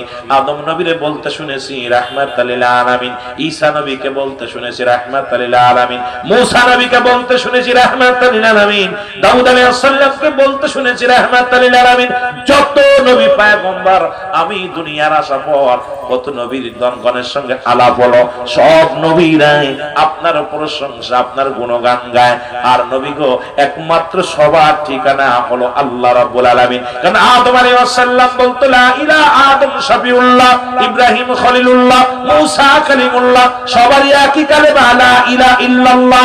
ঈসা রূহুল্লাহ লা ইলাহা ইল্লাল্লাহ, মূসা কালিমুল্লাহ লা ইলাহা ইল্লাল্লাহ, ইব্রাহিম খলিলুল্লাহ। নবী গো সবারই তো একটা দাওয়াত ছিল, সেটা হলো আল্লাহ এক, অদ্বিতীয় কেউ নাই। আল্লাহর প্রেরিত রাসূলগুলো তারা দাবি করতে ইয়া রাসূলুল্লাহ ইয়া হাবিবাল্লাহ। সুতরাং আমি জিন জাতির সরদার মুরব্বী, সুতরাং ওই যে নাস্তিক তার জীবনের মতো চির বিদায় করে দিছি, জোরে বলা যাবে না মারহাবা। আরে আমার নবী যে শ্রেষ্ঠ নবী, জিন জাতু বুঝেছে, জিন জাতু ওই দুষ্টকে শেষ করেছে। কিন্তু আমার দেশের তথাকথিত কিছু মুনাফিক মার্কা মানুষেরা এখন আমার নবীর সম্মানের উপর আঘাত করে, নবীরে নিয়ে কষ্ট দেয়, আমার নবীরে নিয়ে কষ্ট দেয়, আমার নবী সম্পর্কে বাজে মন্তব্য করে আমার ভাইয়েরা। আর আমার নবীরে ওই যে কইলাম একটা কথা বললাম, মুসলমান শুনে নাও, তাদের ভাষা হচ্ছে আহমদুর রাসূলুল্লাহ। যেমন নবীর দরবারে সালাম দিতেন, আপনারা অমুসলিম কখনো যদি কেউ থেকে থাকেন আমার কথায় কষ্ট পাবেন না। রাসূলুল্লাহর দরবারে কিছু মুসলিম গেলেন, সালাম দিলেন আসসালামু আলাইকা, কি দিল কথা বলেন না, সালাম দিছে আসসালামু আলাইকা। এখন আপনারা যদি কেউ সালাম দেয় আমরা চিন্তা করি আরে হিন্দু মানুষ কত সুন্দর একটা সালাম দিল, খ্রিস্টান মানুষ কত সুন্দর একটা সালাম দিল, মুসলমানরা সালাম দেয় না, উনি দিল কি আসসালামু আলাইকা। এর শাব্দিক অর্থ হলো তোমার মৃত্যু হোক। নবীর মৃত্যু কামনা করলেন কে? ইহুদিরা। খুব খেয়াল করবেন, কাফেররা কিন্তু প্রতি কি করেছিল? আসসালামু আলাইকা। নবী ভিতর থেকে ওয়াজ দিলেন, নবীজি বললেন আলাইকা, যা বলেছে তোমার দিকে ফিরে যাক। এবার রাসূলুল্লাহ সাল্লাল্লাহু আলাইহি সাল্লাম যখন ভিতরে গেলেন, আম্মা জান আয়েশা সিদ্দিকা বলে ইয়া রাসূলুল্লাহ ইয়া হাবিবাল্লাহ, ওই ইহুদি এসে আপনাকে কি বলেছে আপনি কি শুনছেন? নবী কয় কি বলেছে? বলে ইয়া রাসূলুল্লাহ ইয়া হাবিবাল্লাহ, আপনাকে তো সালাম দিল, অভিশাপ দিছে, আপনার মৃত্যু কামনা করছে। আমার নবীজি বলে আয়েশা রে তুমি কি শুনছো না? আমিও তার উত্তর দিয়ে দিছি। নবী আয়েশা বলেন হুজুর কি উত্তর দিবেন? বলে আমিও বলেছি আলাইকা, তুই যা বলেছিস তোর দিকে ফিরে যা। জোরে জোরে বলেন মারহাবা। সুতরাং ইহা দ্বারাও প্রমাণ হয় শুধু মিষ্টি কথা দিয়ে মুসলমানদের ধোঁকা দিতে চায় অমুসলিমেরা। সাবধান, অমুসলিমেরা মুসলমানদের ধোঁকা দিতে চায়। এই ধোঁকার মধ্যে যারা পা দিবে ঈমান আকীদা হারায় ফেলবে। মুসলমান শুনে নাও, শুনে নাও, কারণ ওই রকম অসংখ্য অমুসলিমেরা আছে কালেমা সুন্দর পড়ে, তারা 6টা কালেমা 5টা কালেমা মুখস্থ করেছে, বড় বড় সূরা আখিরাত তাদের মুখস্থ আছে, আসলে তাদের ঈমান নাই। ঈমান না থাকলে ও কোনো মুমিন হতে পারে না। আর যতক্ষণ পর্যন্ত মুমিন না হতে পারবে ওর কোনো ইবাদত রব্বে কারীমের দরবারে কবুল হবে না। জোরে বলেন ঠিক কি না? কথা ক্লিয়ার বোঝেন?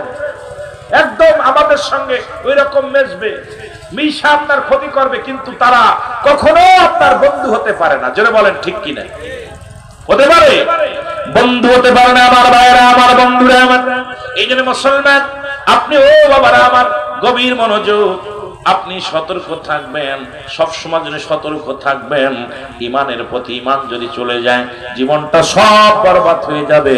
মানব জীবনের অমূল্য সম্পদের নাম হলো মুসলমান ঈমান, আর ব্যক্তির জীবনের অমূল্য সম্পদের নাম হলো রুহু। রুহুবিহীন যেমন বডির কোনো মূল্য নাই, রুহুবিহীন কোনো বডির মূল্য নাই, ঈমানবিহীন কোনো আমলের মূল্য নাই। সুতরাং আমলটা এই পৃথিবীর মধ্যে যদি ঈমান না থাকে, ঈমান নামের বস্তু যদি না থাকে, সারা দিন বলে আমল করে লাভ নাই। রুহুবিহীন যেমন শূন্য বডি খানার কোনো মূল্য নাই, তদ্রূপ ঈমানবিহীন কোনো আমলের মূল্য নাই। এই জন্য রুহুবিহীন বডি আর ঈমানবিহীন আমল এক। জোরে বলেন ঠিক কি না? কথা কি বোঝেন? রুহুবিহীন বডির কোনো মূল্য নেই। যে হাদি ভাই মারা গেছে, ওনার বিদেশে নিয়ে গেছে চিকিৎসার জন্য, ভিতর থেকে বাতাসটা চলে গেছে আর ঢোকে নাই, এখন ওনাকে আবার ফিরে আনছে। তার মানে সব দেখতে শুনতে ভালো, একটা গুলি ঢুকছে মাথা দিয়ে। আমার বাবারা বাতাসটা বাইর হয়ে গেছে আর সঙ্গে সঙ্গে মায়েত হয়ে গেছে নাম। এই ব্যক্তির আর কোনো মূল্য নাই। সবাই তার বিদায় করে দিবে, রাখার জন্য কেউ ব্যস্ত না। সবাই তাকে, সবাই হয় 2 ঘন্টা পরে নাই 2 ঘন্টা আগে, কিন্তু বিদায়ের জন্য সবাই ব্যস্ত। রাখবে? আপনি এখন চেয়ারম্যান সাহেব যদি মারা যায়, যতই আপনি ভালোবাসেন, সবাই বলে চেয়ারম্যান সাহেবের লাশটা আগামীকাল 10টায় জানা দিই, কেউ 11টায় দাও, কেউ 12টায় দাও। তবু কেউ বলবে না 2-4 দিন রেখে দিই, কেউ বলবে না। ছেলে বলবে তাড়াতাড়ি বিদায় করো, মেয়ে বলবে তাড়াতাড়ি বিদায় করো, সবাই গ্রামের মাতবাররা এসে বলে তাড়াতাড়ি বিদায় করো, কেউ রেখে দেওয়ার পক্ষে না। তদ্রূপ আপনার আমার জীবনের অমূল্য সম্পদের মালিক হলো রুহু। এই রুহুবিহীন বডির কোনো মূল্য নাই। যারা বলেন ঠিক কিনা? রুহবিহীন বডির কোনো মূল্য নাই, ঈমানবিহীন কোন আমলের মূল্য নাই। ঈমান যদি না থাকে, এ মুসলমান শুনে নাও, সমস্ত আমলগুলো বরবাদ হয়ে যাবে। এই দাওয়াত দিতে দিতে রাসূলুল্লাহ রাসূলে পাক সাল্লাল্লাহু আলাইহি সাল্লাম, খুব খেয়াল করবেন কথাগুলো আমার বাবারা আমার, নবীজি দাওয়াত দিতে দিতে রাহমাতাল লিল আলামিন মক্কি জীবনে দীর্ঘ নবুয়াতের 13টা বছর কাটাইলেন, অনেক নির্যাতন সহ্য করলেন। আমার নবীজি চোখের পানি ছেড়ে কাঁদতেন।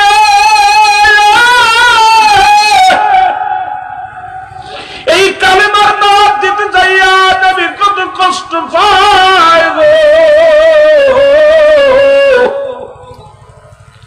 রহমতের নবী কত কষ্ট পায় রে।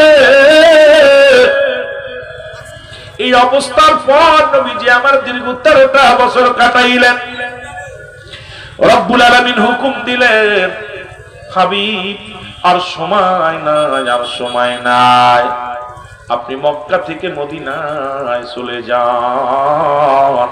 কারণ মদিনার মানুষের মন ভালা, মদিনার মানুষ ইসলাম গ্রহণ করবে, মদিনার মানুষ কালেমা গ্রহণ করবে, মদিনার মানুষ আপনাকে পেয়ে বড় খুশি হবে। ইয়া রাসূলুল্লাহ, ইয়া হাবিবাল্লাহ, আপনি আর দেরি করেন না, মদিনার দিকে চলে যান। রহমতের নবী একবার তাকায় মক্কার দিকে, তাকায় জন্মভূমি। এই জন্মভূমি ছেড়ে কেমনে যাবে নবী আমার? রহমতের নবী চোখের পানি ছেড়ে ছেড়ে কান্দে, আল্লাহ এই মাতৃভূমি ছেড়ে আমি চলে যাব। আমার মা দুঃখিনী এই জমিনের মধ্যে শুয়ে আছে, আমার বাবা শুয়ে আছে। আরে এই জমিনে আমি জন্মগ্রহণ করলাম, এই জমিন ছেড়ে আমি কেমনে যাব রে? আর মক্কার কত নাওয়া মুসলিম, এরা মুসলমান হয়েছে, আমি যদি চলে যাই মুসলমানদের উপর আঘাত চালাবে। মুসলমান শুনে নাও, রাসূলুল্লাহ হুকুম দিলেন, আমার আল্লাহ রাব্বুল আলামিন নবীজি চলে গেলেন, মক্কা থেকে মদিনা হিজরত করে চলে গেছে। হিজরত করে যখন গেলেন, ছোট্ট ছোট্ট 2টি মাসুম বাচ্চা এই যে বসে আছে, 2টি ছোট্ট বাচ্চাগুলো নবীর কদমে যা সালাম দেয়, আসসালামু আলাইকুম ইয়া রাসূলুল্লাহ, ইয়া হাবিবাল্লাহ, আপনার বাড়ি কই গো? নবী কে আমার বাড়ি মক্কায়। জোরে বলা যাবে না মারহাবা? খুব খেয়াল করবেন, 2টা ছেলে, মাত্র বয়স হলো 8 এবং 10 বছরের 2টা বালক। কয় বছর? 10 বছর আর 8 বছরের বালক নবীজি আয়া সালাম দিতেছে, নবী আসসালামু আলাইকুম, আপনার বাড়ি কই? নবীজি বলে আমার বাড়ি মক্কায়। বলে হুজুর আপনার কি আব্বা মা বেঁচে আছে? নবীজি বলে না, আমার বাবা মা বেঁচে নাই, বাবা মা দুনিয়ার মায়া ছেড়ে চলে গেছেন। নবীজিকে বললেন বালক 2টি বলে, ইয়া রাসূলুল্লাহ, ইয়া হাবিবাল্লাহ, আপনি মক্কা থেকে কেন মদিনায় আসলেন? বলে আমি আসলাম ইসলামের দাওয়াত দেওয়ার জন্য, এই মদিনার মানুষের কাছে ইসলাম প্রচারের জন্য আসলাম, কালেমার দাওয়াত দেওয়ার জন্য আসলাম। আমি আসল মূল আলোচনায় যেতে পারবো কি জানি না, দেখা যাক, আগানো যাক। যায় মুসলমান শোনো, রাসূল বললেন আমি আল্লাহ পাকের হুকুমে মক্কা থেকে মদিনার জমিনে আসলাম ইসলামের দাওয়াত দেওয়ার জন্য। নবীজিকে বালক 2টি বলে, ইয়া রাসূলুল্লাহ, ইয়া হাবিবাল্লাহ, মক্কায় কি কোনো মানুষ নাই? কয় আছে। তাহলে আপনি কেন মদিনায় আসলেন দাওয়াত দেওয়ার জন্য? কয় রব্বে কারীম আমারে পাঠাইছে মদিনায় দাওয়াত দেওয়ার জন্য। আমার নবীরে বালক 2টি ডাক দে বলে, ইয়া রাসূলুল্লাহ, ইয়া হাবিবাল্লাহ, মক্কার মানুষের আপনি এত কষ্ট করে মা বাবার পিতা ছেড়ে চলে আসলেন কেন? আমার নবী চোখের পানি ছেড়ে কান্দের কয় বালকেরা রে, মক্কার মানুষেরা আমারে বুঝতে পারে না, আমারে চিনতে পারে নাই। মক্কার মানুষেরা নির্যাতন করেছে, আঘাত করেছে, যারা মুসলমান হয়েছে তাদের উপরে তাদের উপরে নির্যাতন করেছে, অসংখ্য মুসলমানের বাড়ি ঘর দূর পুড়াইয়া দিছে। ইয়া রাসূলুল্লাহ, ইয়া হাবিবাল্লাহ, নবী গো, মায়ের নবী কান্দার বলে বালকেরা রে, ওই মক্কার মানুষের কাছে আমি নবী যখন কালেমার দাওয়াত নিয়ে গেছিলাম গো, এই মক্কার মানুষেরা আমার উপরে নির্যাতন, আমার উপরে কত পাথর ছুঁড়ে মারছে, কত না একটা অপরাধ। হুজুর আপনার অপরাধ কি? অপরাধটা হলো লা ইলাহা ইল্লাল্লাহু মুহাম্মাদুর রাসূলুল্লাহ। আমার অপরাধটা হলো আল্লাহ ছাড়া কোনো মাবুদ নাই, আল্লাহ ছাড়া কোনো ইলাহ নাই, আর আল্লাহর প্রেরিত রাসূল বা বান্দা হলো আমি নবী। এটাই আমার দাওয়াত দিতে যাইয়া কত রক্তাক্ত জমিনের মধ্যে চললো, কত কষ্ট করলাম। এই বালক দুটি ডাকতে বলে, নবী গো,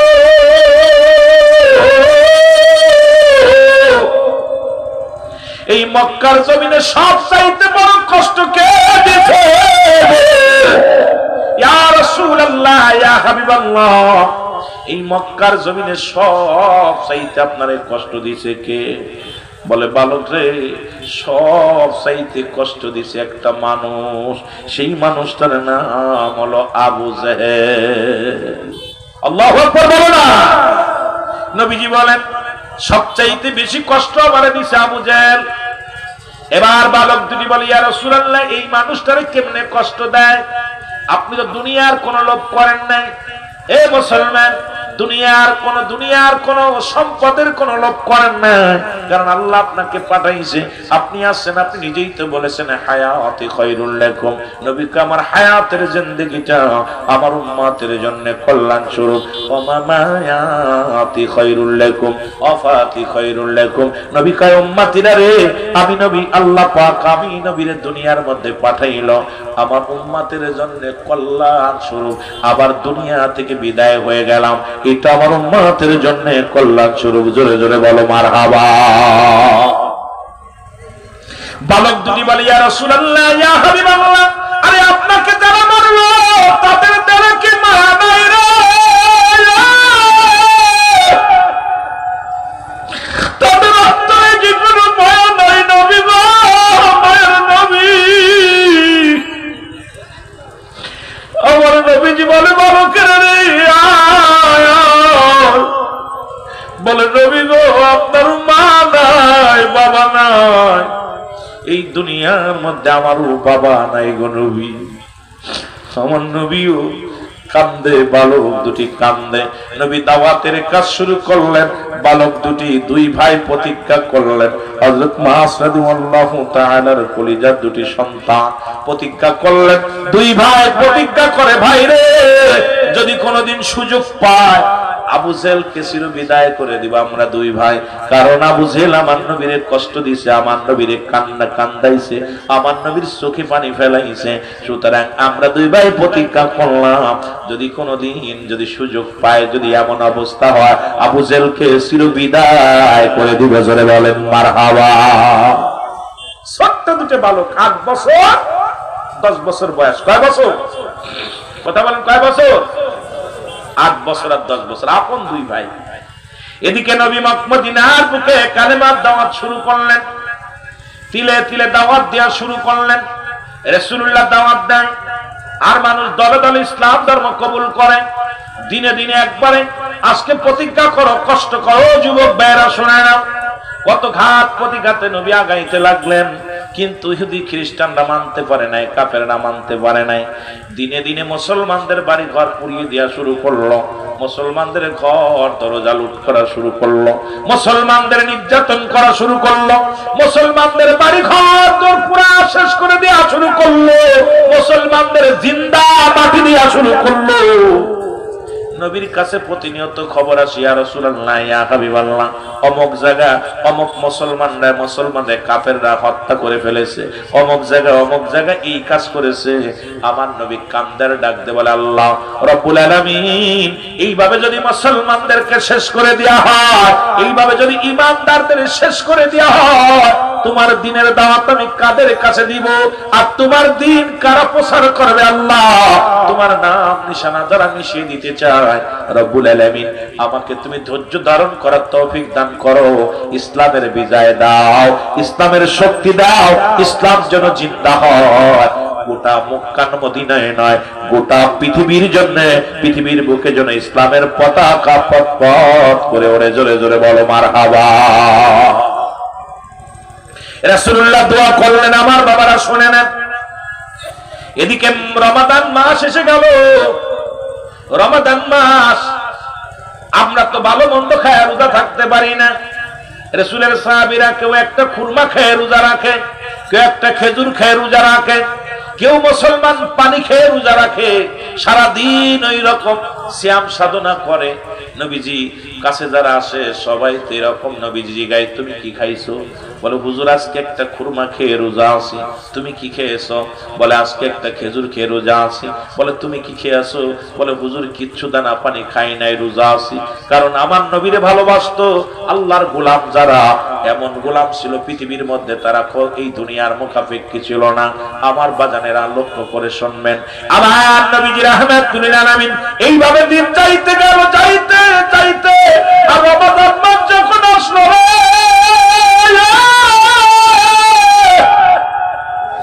এরা মুসলমানের উপরে নির্যাতন বাড়ায় দিল, কাফের বেঈমানেরা। আমার নবীর পাগল ধরে দিবালয়ে আঘাত করা শুরু করলো। আমার নবী কান্দার বলে, রব্বে কারীম, একেতে মাহে রমাদান মাস, আমার সাহাবীরা, আল্লাহ মুসলমানের অনেকে না খেয়ে রোজা আছে, এই অবস্থার পরে কাফের বেঈমান আঘাত করে। আমার আল্লাহ কয়, জিবরিল তাড়াতাড়ি যাও, আমার হাবিবকে জানা দাও, আর বসে থাকার সময় নয়, বাতিলের বিরুদ্ধে জিহাদ ঘোষণা করতে হবে। জোরে জোরে চিল্লা বলা যাবে না মারহাবা। জিবরিল আমিনকে আল্লাহ পাঠিয়ে, জিবরিল যাও, হাবিবকে জানায় আসো, যুদ্ধ শুরু করতে হবে, আর বসে থাকার সময় নেই। নবীজিকে ডাক দিলেন। জিবরিল আমিন সালাম দিয়া কয়, ইয়া রাসূলুল্লাহ, ইয়া হাবিবাল্লাহ, রব্বুল আলামিন হুকুম দিছে, আল্লাহ রব্বুল আলামিন আমাকে হুকুম দিছে আপনার কাছে আসার জন্য। আমি আপনার কাছে আসছি, আর বসে থাকার সময় নাই। জিহাদ ঘোষণা করতে, যুদ্ধ ঘোষণা করতে বলেছে। আমার নবী তাকায় দেখে সবে মাত্র অল্প কিছু মুসলমান, এদেরকে নিয়ে বাতিলের বিরুদ্ধে যুদ্ধ করব কেমনে করে?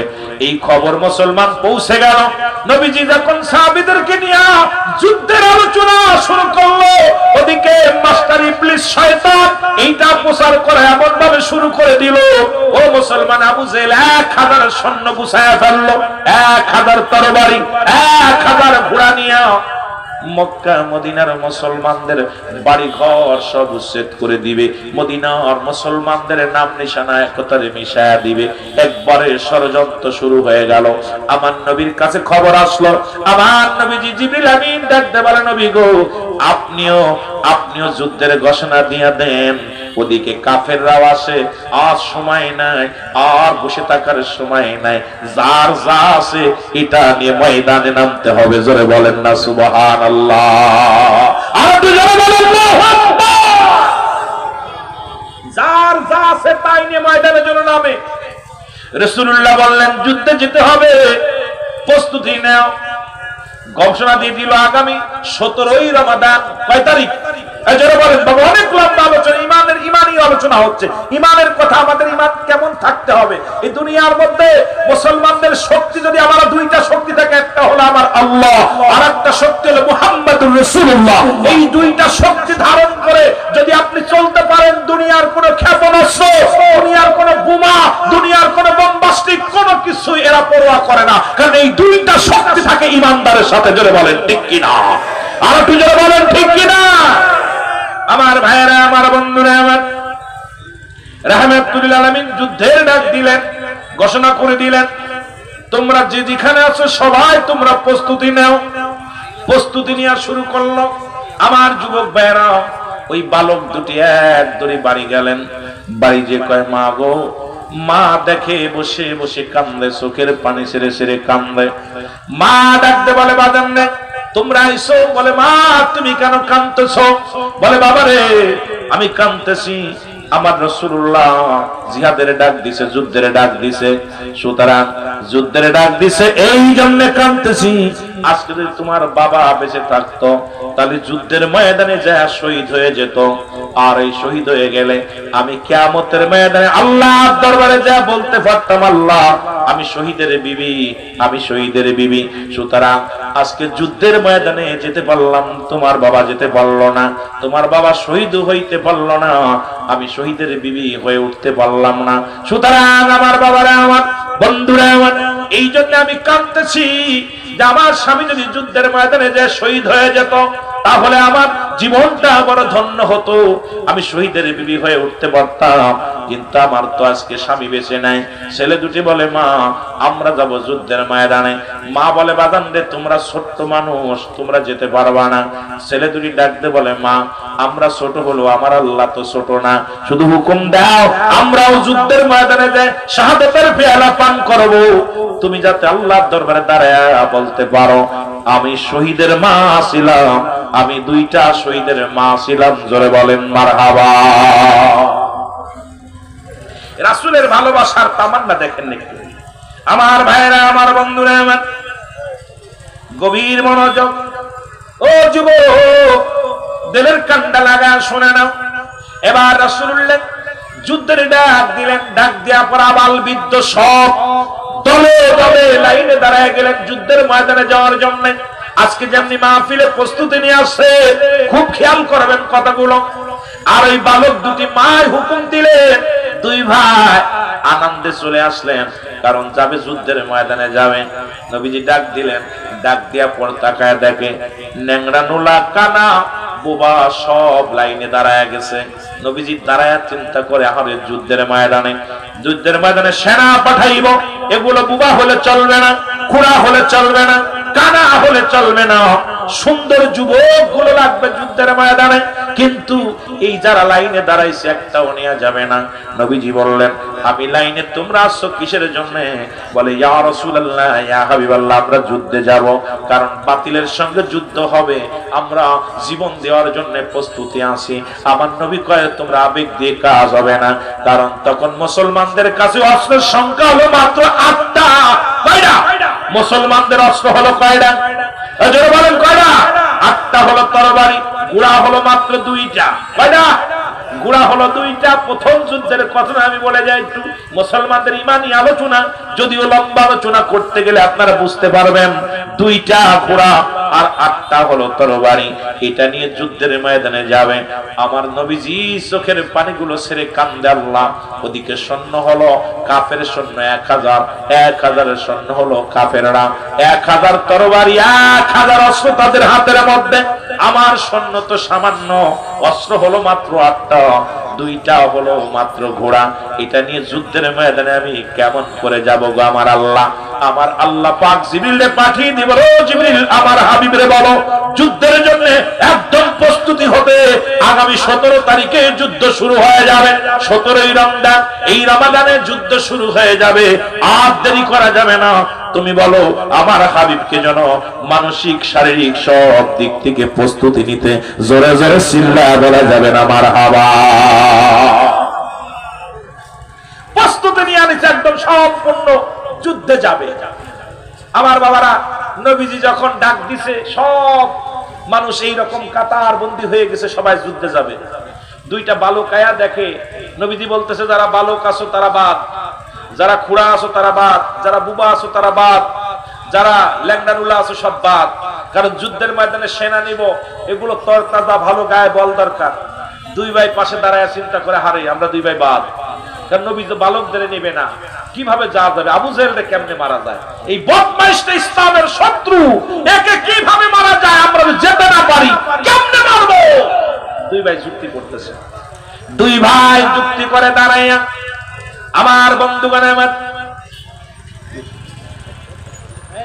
আদান পড়ে গেছে, আস্তে আস্তে দিবা না, ছেড়ে দিবে 25 আজান না কত 25 ওয়াজ তো একটাই করতে পারলাম, যুবকদেরই এক হাউনি ইমান তাজা করতে পারলাম না, ইমানের ওয়াজ করতে ইমানই তাজা করতে পারলাম না, তারপরে আমলে কোনে যাব?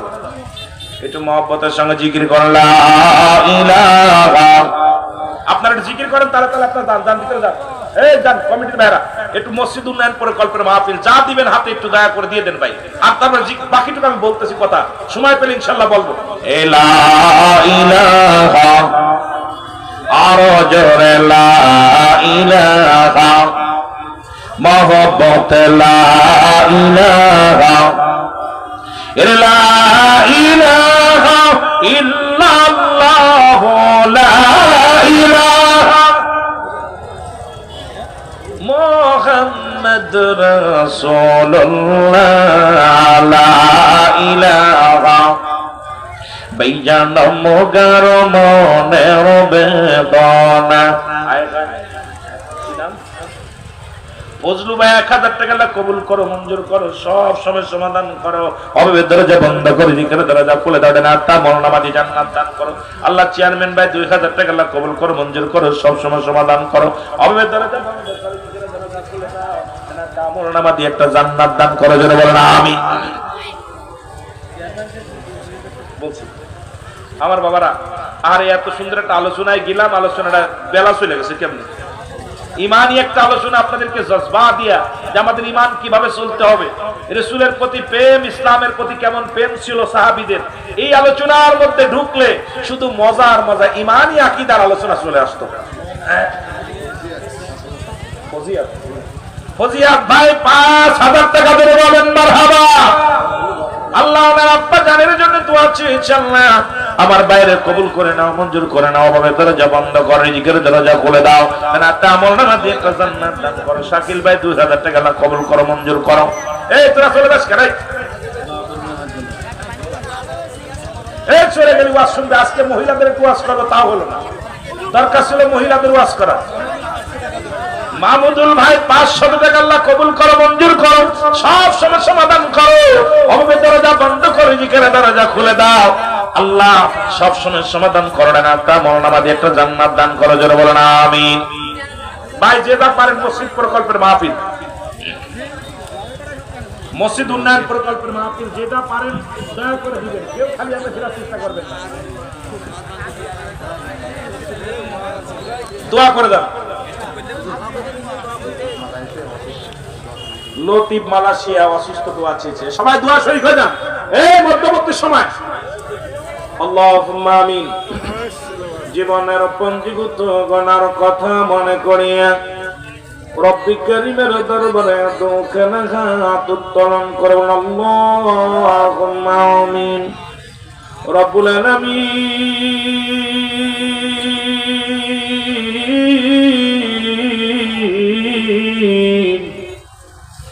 আমরা বড় পাপী, আমরা বড় গুনাহগার, আল্লাহ আমাদের আদব নাই, বুদ্ধি নাই, মহব্বত নাই, সাহস নাই। রব্বুল আলামিন, আজকের ঐতিহাসিক ও আল্লাহ এই সদবানিয়া আল্লাহ পাশনিয়া পূর্বপাড়া নূরে জামে মসজিদ, আল্লাহ এই নূরে জামে মসজিদের উন্নয়ন প্রকল্পের তাফসীরুল কোরআন মাহফিলে রব্বুল আলামিন তোমার গোলামেরা এখন রাত্রে দুখানা এমন সময় দুখানা হাত উঠাইছে।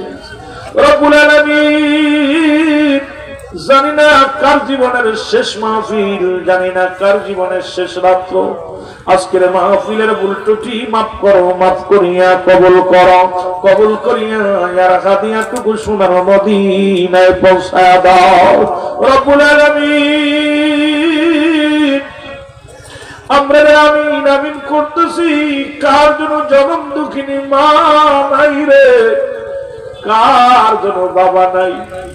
আমার ভাইয়েরা বড় আশেক মানুষ, আল্লাহ দিনের বেলা মাহফিল সাজাইয়া তোমার দিনের দাওয়াতের কথা, আল্লাহ ইসলামের কথা বলার জন্য, কোরআনের কথা বলার জন্য যদিও আল্লাহ অল্প সময়ে কোরআনের পাখিগুলো বসেছিল, আল্লাহ দয়া করে মায়া করে আমাদের আব্বা মার কবরখানা তুমি জান্নাতের বাগান বানায়া দাও রব্বুল আলামিন। দাদা দাদি নানা নানি শ্বশুর শাশুড়ি আপনজন গোষ্ঠী গোষ্ঠী আত্মীয়স্বজন পরিবার পরিজন যে যেখানে শুয়ে আছে আল্লাহ প্রত্যেকের কবরখানা তুমি জান্নাতের বাগান বানায়া দাও ও আমার আল্লাহ। আমাদের ভিতরে যাদের কঠিন ব্যাধি আছে ব্যাধিগুলো মাফ করে দাও আল্লাহ। যারা অভাবনাটন আছে অভাবনাটন দূর করে দাও। যারা মিথ্যা মামলা আছে মামলা খারিজ করে দাও রব্বুল আলামিন। এই দেশের মধ্যে তুমি রহমতের চাদর বিছায়া দাও। আজকের মাহফিলে যারা টাকা দিয়া শ্রম দিয়া ভালোবাসা দিয়া সার্বিক সহযোগিতা করলো সবার খেদমত তুমি কবুল মঞ্জুর করে নাও আল্লাহ। এই মাহফিল খানা কিয়ামত পর্যন্ত জারি ও কায়েম রাখো আল্লাহ। আল্লাহ আমার ভাইরা বড় আশিক মানুষ রব্বুল আলামিন এই মাইকের আওয়াজ গ্রামের মধ্যে প্রত্যন্ত অঞ্চলে পৌঁছে যাচ্ছে আল্লাহ। যত কবরবাসী আছে কবরে আযাব গুলো মাফ করে দাও আল্লাহ গো। কবরে আযাব গুলো মাফ করে দাও আল্লাহ রব্বুল আলামিন।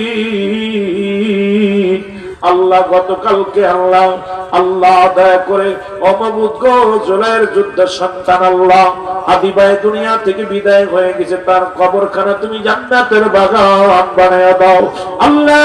তিনবারের সফল মন্ত্রী মাননীয় প্রধানমন্ত্রী আল্লাহ আল্লাহ বেগম খালেদা যে অসুস্থতার সুস্থতা দান করে দাও। এইরকম আমাদের মধ্যে যারা অসুস্থ তাদের সুস্থতা দান করে দাও আল্লাহ। আমাদের যাদের মাবুদ গো সন্তান নাই সুসন্তান দান করে দাও। আমাদের 5 ওয়াক্ত নামাজি বানায়া দাও রব্বুল আলামিন। এই জমিনের মধ্যে যে জমিনের মধ্যে আমাদের মাহফিল খানা হলো এই জমিনে আগামী বছর তুমি এত পরিমাণ ফসল দিয়া দিও ও রব্বুল আলামিন। এই জমিনের মধ্যে দ্বিগুণ ফসল বাড়ায়া দিও আল্লাহ। এই মসজিদে যারা দান ধ্যান করলো দানকে কবুল করে নাও, মালের বৃদ্ধি করে দাও রব্বুল আলামিন। আমাদের সিনা থেকে গুনাহগুলো মুছে দাও রব্বুল আলামিন। পাপের বোঝা নিয়ে মাহফিলে বসি, পাপের বোঝা নিয়ে যেন বাড়ি না বাইরে কত মা বোন পর্দালে বসে বসে কাঁদতে, আমার মা বোনদের মনের বাসনা পুরা করে দাও রব্বির রহমহুমা কামা রব্বায়ানি সগীরা।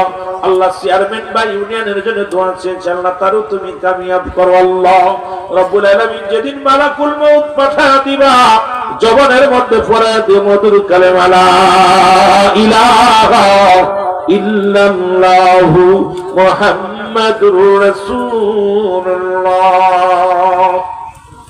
আলহামদুলিল্লাহ আল্লাহ বাসিয়ে